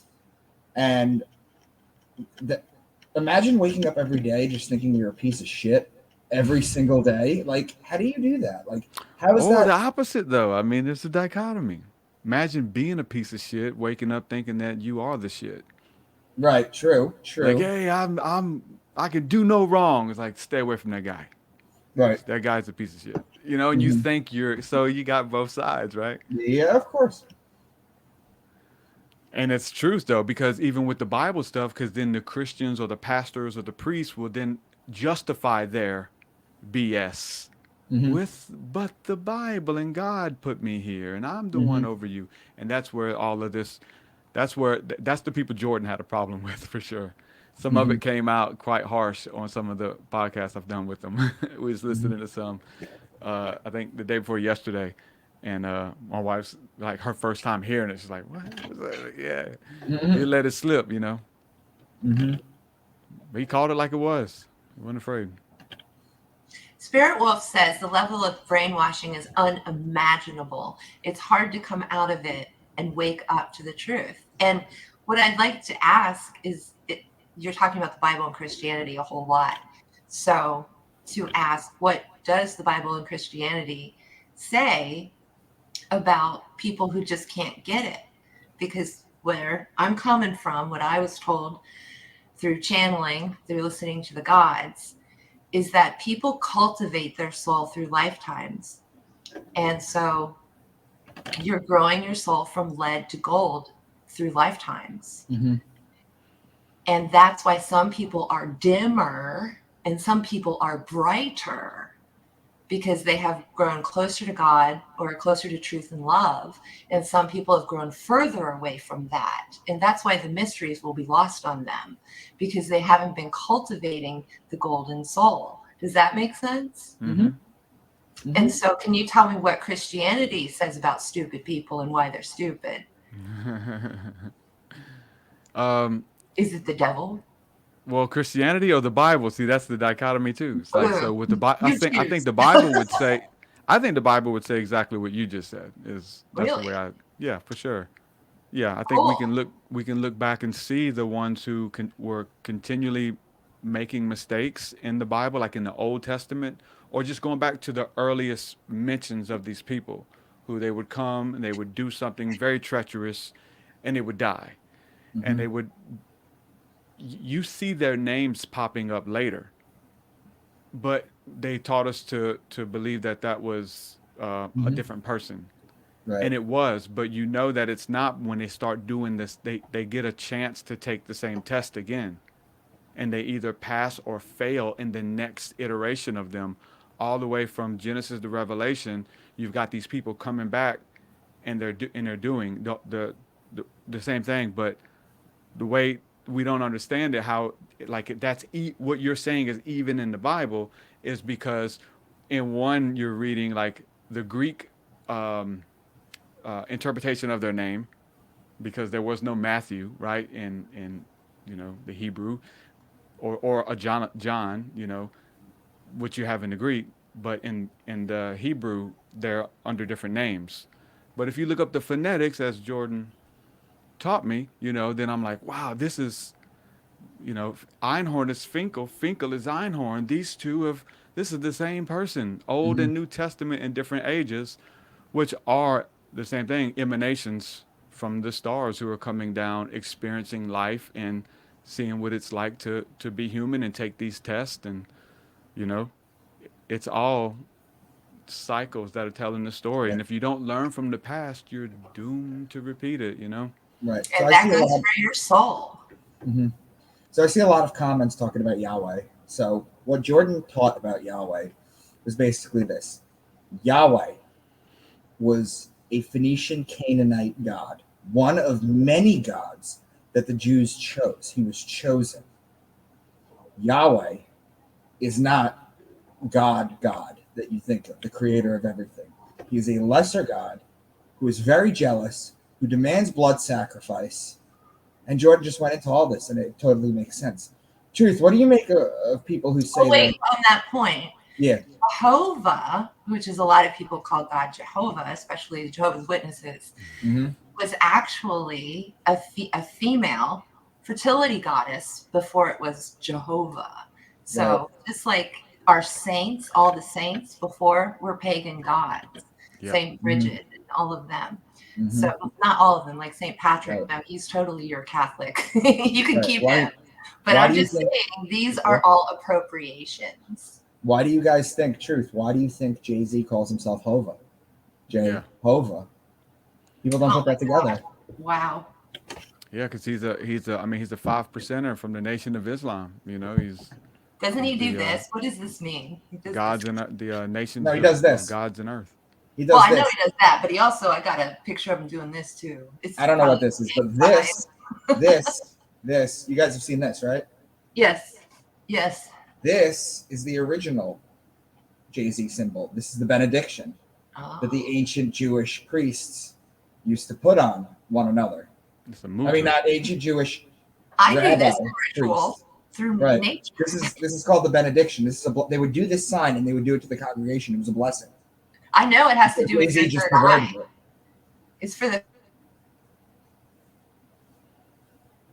third eye is what that is, by the way. It's probably Everything goes back to the third Oh, eye. it is. Everything. Well, actually, everything should go back to the heart. I mean, that really, even if you're stupid, you can get into your heart, and the heart has all the wisdom. That I heard on David Knight this week. He was quoting the Bible, and he said, "The heart is a liar." And I'm like, not my heart. My heart's good. Yeah. So I don't know what all that nonsense is, but you should be able to trust your heart. But what he was talking about was the ego.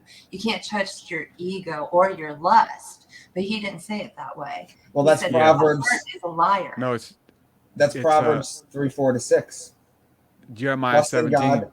Trust in God. You're with your whole heart, and lean not on your own understanding. Yikes. If I can't lean on my own understanding, what the hell? Right. Yeah. Well, yeah. It's so crazy. It's like context is key. It must Context is key. And it's like, yeah, the whole follow your heart, and you can feel in your heart. But that's only one scripture that he quoted to you. It's Jeremiah 17, that the heart is deceitful amongst Yes. all things and wicked. Who can know it? But it goes on to say God can know it, and he can change it, and he can help me and give me, he can touch my heart. That's right. He can take away my hard, cold heart, because I've been through a lot of stuff, and he can give me a new one. He can heal my heart. It's so I have a true. broken heart. That's why I'm angry. So it's the scripture would say, allow God to touch your heart and heal your heart, and then you can follow it. It's not going to lead you astray. So you're That's right. You're wonderful. absolutely You see right. how you turned that around? Because the other way it was very damning, and it was for the rest They of your all life. say that though. It's so silly. They all like, don't trust your heart, brother. Like, what else are we going to trust? The pastor? Hell no. Hell no. That's the whole thing. It's the slavery dynamic that I Yep. always pick out these little pieces. I'm like, ooh, that's scary. Don't do that. But Yeah. you totally, you got a right mind. You're right. These are just Christian isms that we've been, that I've quoted that. I've said the same thing that guy told you. I've said that. Until I'm like, guys, hold it's- on. God touched our hearts and gave us a new heart. Why are we talking about this hard heart that we can't trust no more? Yeah. We've been, we know that, like at the dentist, they give you fluoride. There's fluoride in the water. Everything calcifies your pineal gland. Everything comes at you to calcify your pineal gland.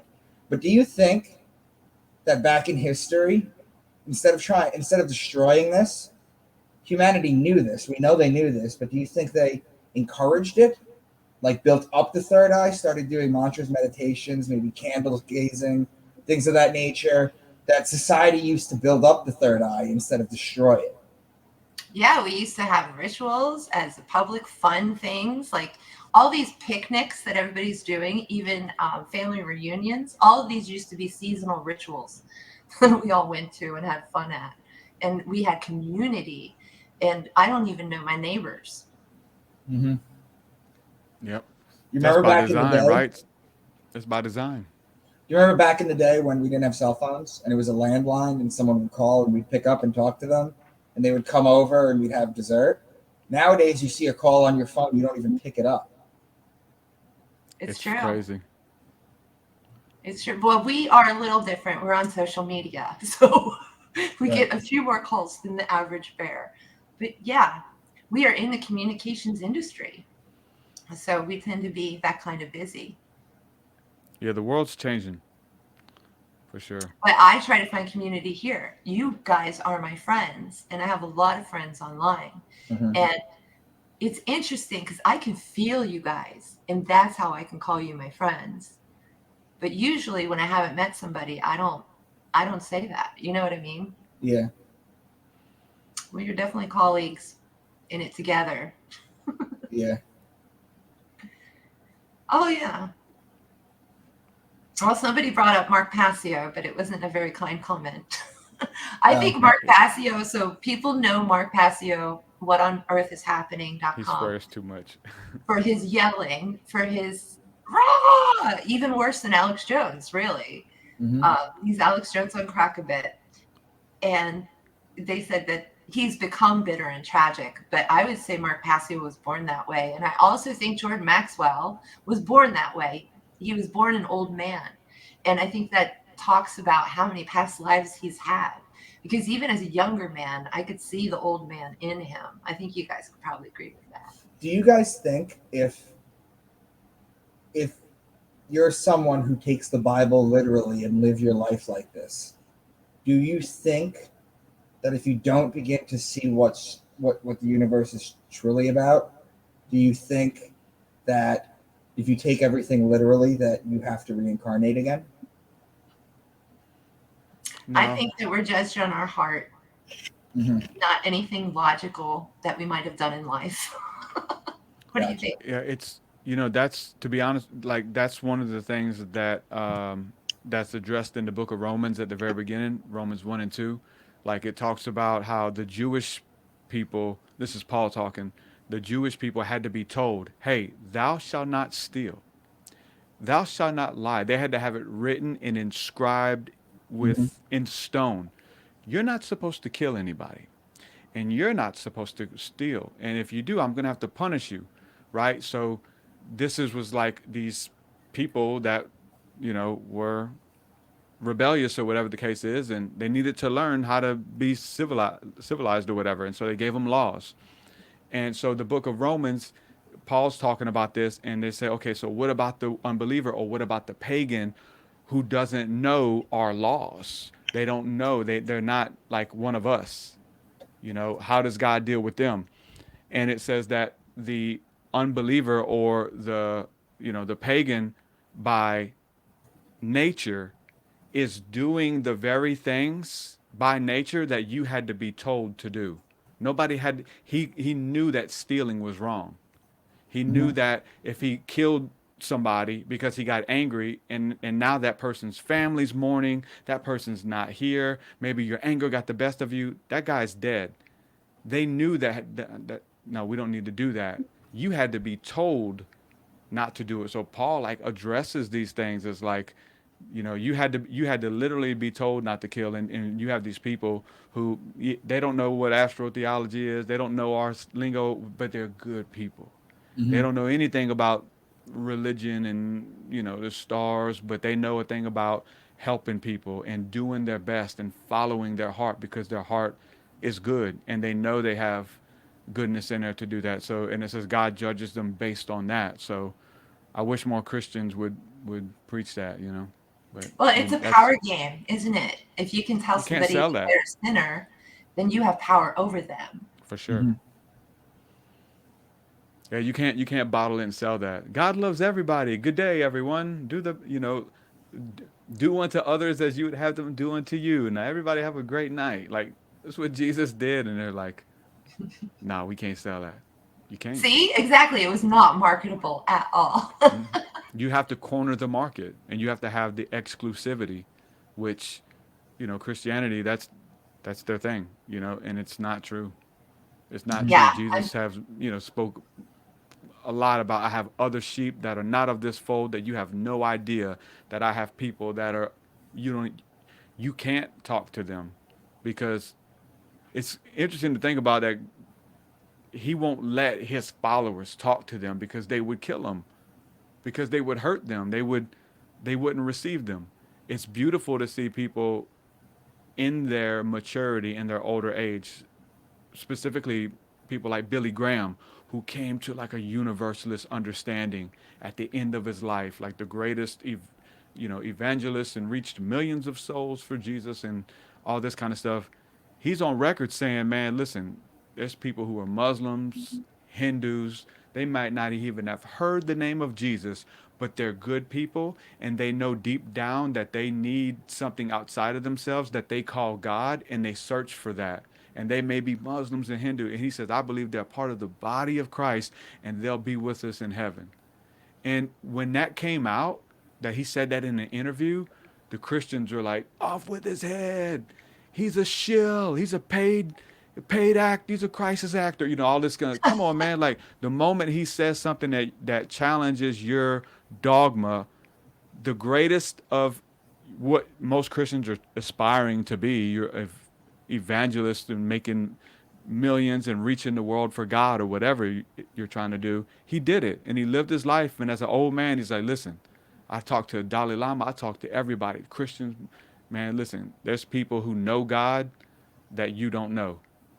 And if it was up to you, we would all be in hell. Thank God that our salvation isn't based on our neighbors. You know what I'm saying? And that's what Christianity tries to push, but that's not the truth. If they witness to you and tell you you get to get into heaven, then you get to get in heaven. What if they're having a bad day and don't feel like telling you? Maybe they feel like you deserve to go to hell. Wouldn't that suck if that's the way God designed it? That if that person doesn't come tell you about Jesus, then you don't get in or you don't hear this. So astro-theology is like, man, listen, it don't matter where, and Well, it's not you just know what? astro-theology. You know what It's Christians will say? nature. It's paganism. Mhm. We can look into gaze at a flower and see the beauty of God. I gaze at the sun and start weeping like a baby and be saying thank you for life and existence and for energy and for dying, you know what I'm saying, raising again for me every day and coming back and helping me get through my dark night. Right. Not just every winter, but every 24 hours. Like this is clockwork and it's in your Bible. Well, what do Christians say about people who were born before Jesus was alive? They in hell. What they say for people like Abraham and Moses is they were saved through their works. That's how they justify it. So There's so many contradictions. It's Sheol. ridiculous. Hey, Sheol does kind of tie into Elysium though, a little Really? bit. Just this place that is set apart for people like don't go to heaven, like there's a cool place inside the earth that you'll get to go to, like this place for mortals who have been good and the gods have granted them, everlasting life, if you will. So I think Wow. they all tie in somewhere. The lines are so similar. It's interesting. Yeah, Hermes is in the Bible, and he is treated as an elder, as someone who came before, who's not even a part of their religion. So that's pretty cool. Yeah. One of my favorite episodes I've ever done on my channel, Priestess, was when you broke down for us the difference between Hermes Trismegistus and Thoth. Yeah, that's huge. Many people have been brainwashed to believe Hermes was Thoth. Billy Carson, that's all he talks about. It is Billy Carson. Because he got a book he's going to sell you and a compendium to go with it. Yeah, that's the blue chicken people. The people who promoted them, like Jimmy Church, is promoting Billy Carson now. So it's the same people who were behind the blue chickens. The same money is going toward Billy Carson. Yep. And now everyone thinks Thoth is Hermes, when before Billy Carson, no one had ever really heard of Hermes. Not much. Right. And it's like, why are you all interested all of a sudden? Just like Anunnaki and Zachariah Sitchin and being slave race and all of these things. I was not put here to be a slave, and I know you guys weren't either. If we're a slave to anything, it's a slave to God. Mm-hmm. Well, slave is a servant too, though, because like a servant is a slave. When we think of slave, we think of Yeah, but God doesn't oppress me or put a boot on my neck. Exactly. Or tell me to wear a mask. Exactly. So that's really when we talk about etymology, the slaves and the servants or whatever, those same words are used interchangeable for angels. And if you conjure a spirit and it comes to serve you, he got to listen to you. You got to feed him. Demon, right. Yeah. So I'm telling you, like, the temple. Listen, that's what they're talking about. That's what the Bible's talking about. Spirits, man, summoning. They would gladly be slaves. They say, listen, I'd love to come help you. Pay me good. Spirits on the other side, and that's maybe what we're doing right now. People who are psychic and sensitive need to be very aware of that the darkness, the spirits, the voices, the dead are starting to talk to people. That's all coming online now. And People are starting to have more nightmares. Their dreams are weird. Things are starting to happen, but it's probably going to come to more of a fruition. We'll be able to see it more during the election season, which is coming up. Danka is going to be a big part of that election season, we hope. Tell us again about what you're doing over there. I'm not going to share exactly what I shared it with you, Priestess, behind the scenes, but truth, I'll send it to you too. I'm not going to share this publicly because I don't want it to be stopped. I'm doing a very big marketing thing in 4 cities on Guy Fawkes Day, which I found out is election day, which is going to be crazy. Remember. Yeah. I'll keep you guys November. Yeah. But I'm doing something big.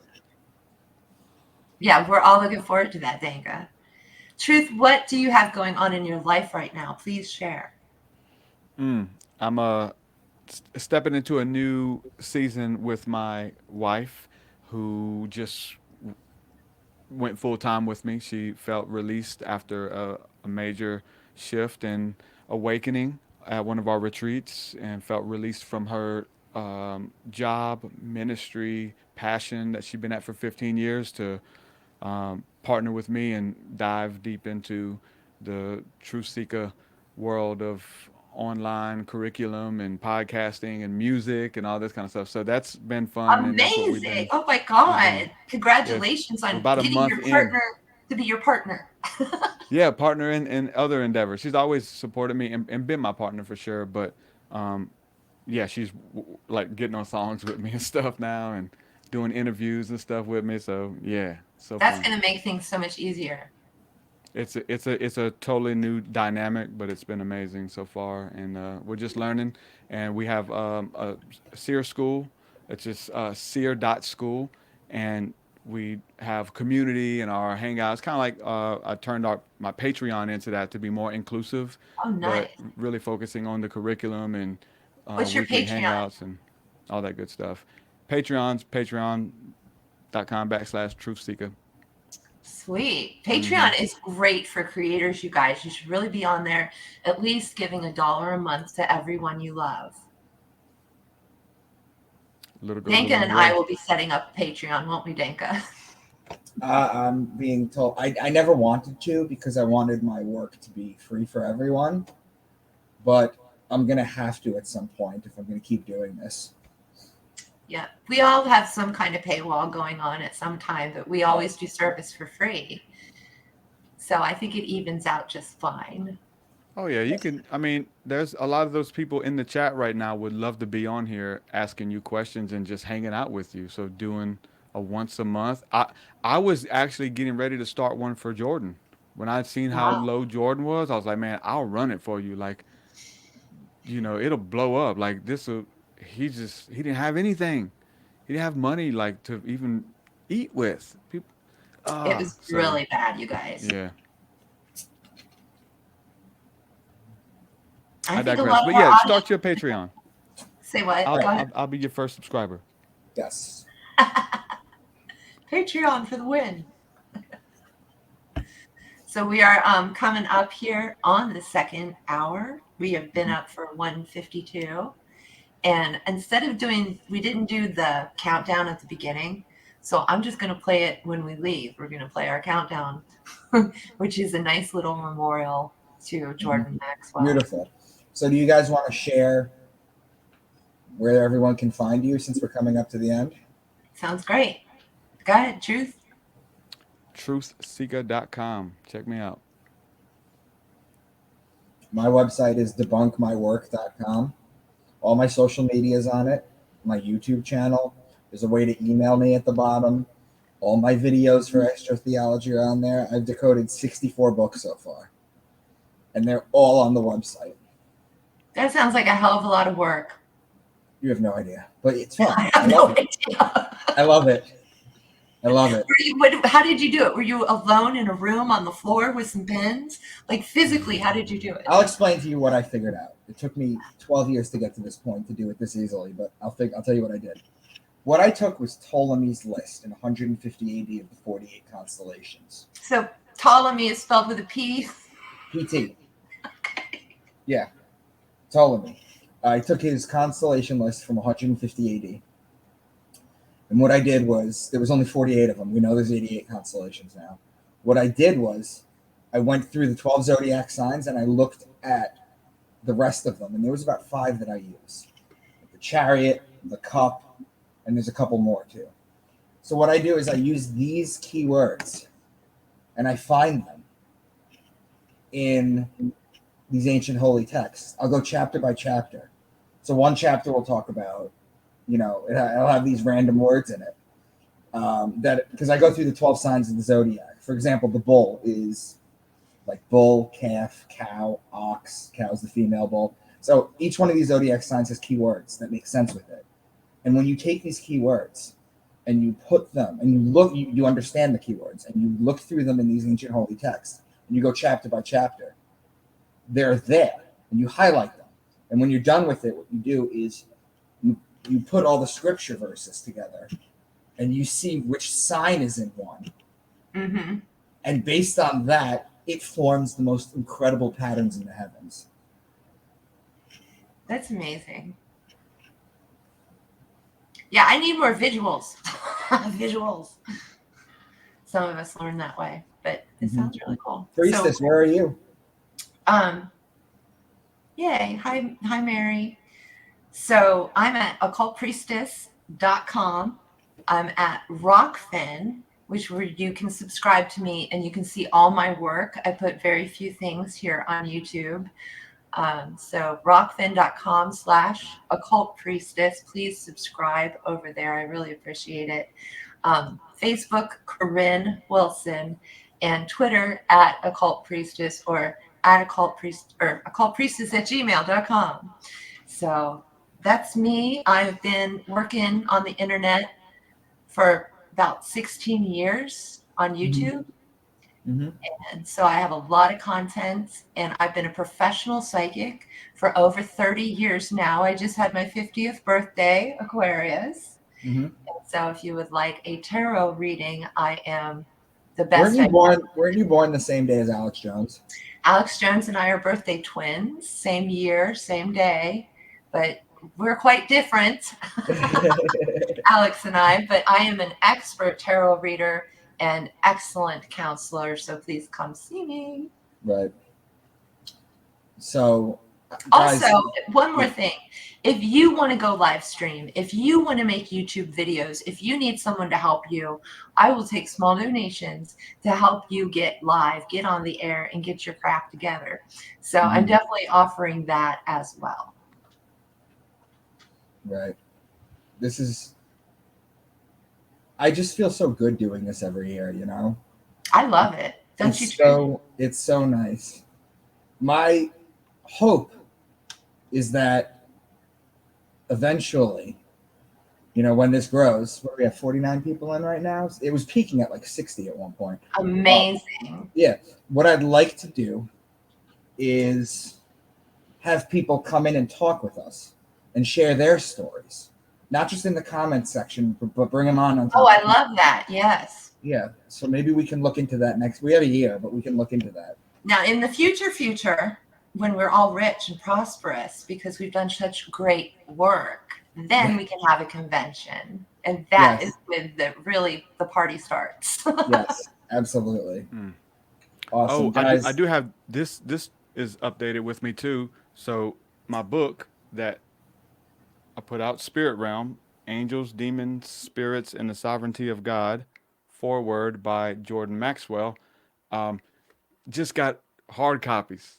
Like this, I put it out in 2019, and I've only had soft paperback, and I just got this in like a week ago. So I'm thrilled that this is hard copy, man. I'm excited. It's congratulations. It seems like way more official. I thought it was gonna be a lot harder than it was, but I'm excited for this for sure. Congrats, man. Priestess, people think it's actually your birthday.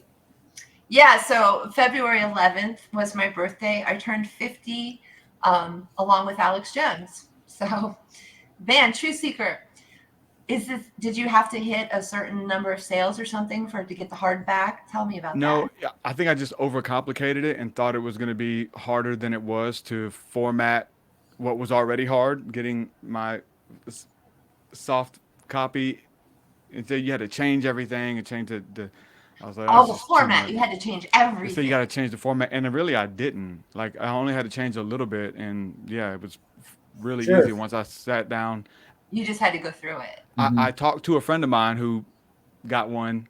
He did his, and he's like, oh, it's very simple. I was like, oh well, guess I need to do it. So yeah, Truth, Thank would you be goodness for those willing? friends. Truth, would you be willing to do a book swap with me? My first one for yours. yeah, yeah. Sign it and send it. Hopefully we're gonna cross paths in person, and if everything still Yeah. goes good soon. Yeah. And I'm going to be Um, coming to both of you for advice on writing my own book. mhm. You guys have to help me. He's way ahead of me, so we probably need to come to him for sure. Okay. Mhm. So, all right, we're at 2 hours right now. Do you want to play the outro? Yeah, we'll play the outro. So thank you everyone for being here, for joining us this evening. Our hearts go out to you.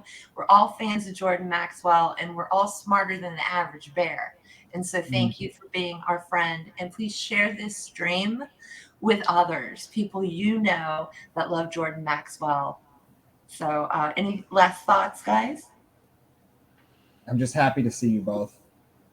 I love this, and I love Likewise, your it's guys' fun. energy. Truth, we don't talk nearly as much as we used to, but I got nothing left but love for you, brother. Hey, text me, man. I love to roll.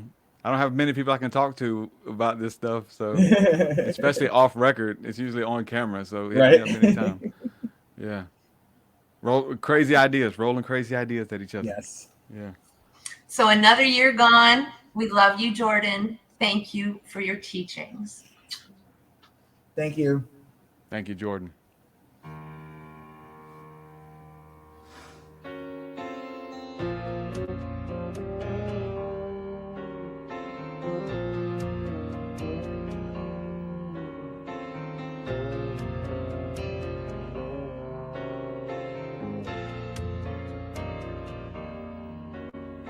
The first time I died was in the arms of good friends of mine.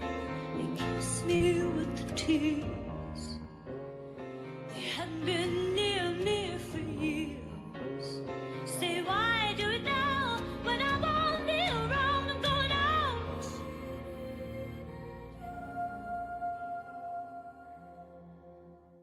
To love us too hard. We wait for your only tragedy allows the release of love and grief. Never normally seen.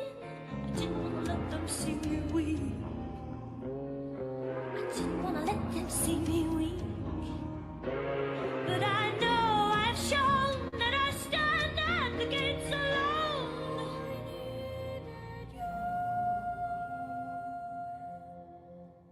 To love me too hard. I wait for your all the love, all the love, all the love you should have given. All the love, all the love, all the love we could have given. All the love, all the love, all the love.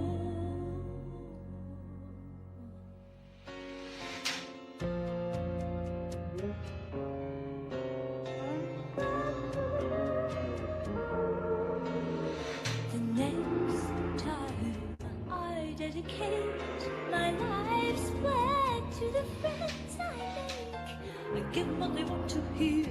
They think I'm up to something weird, and I praise the head of fear. So now when they ring, I get my machine to let them in.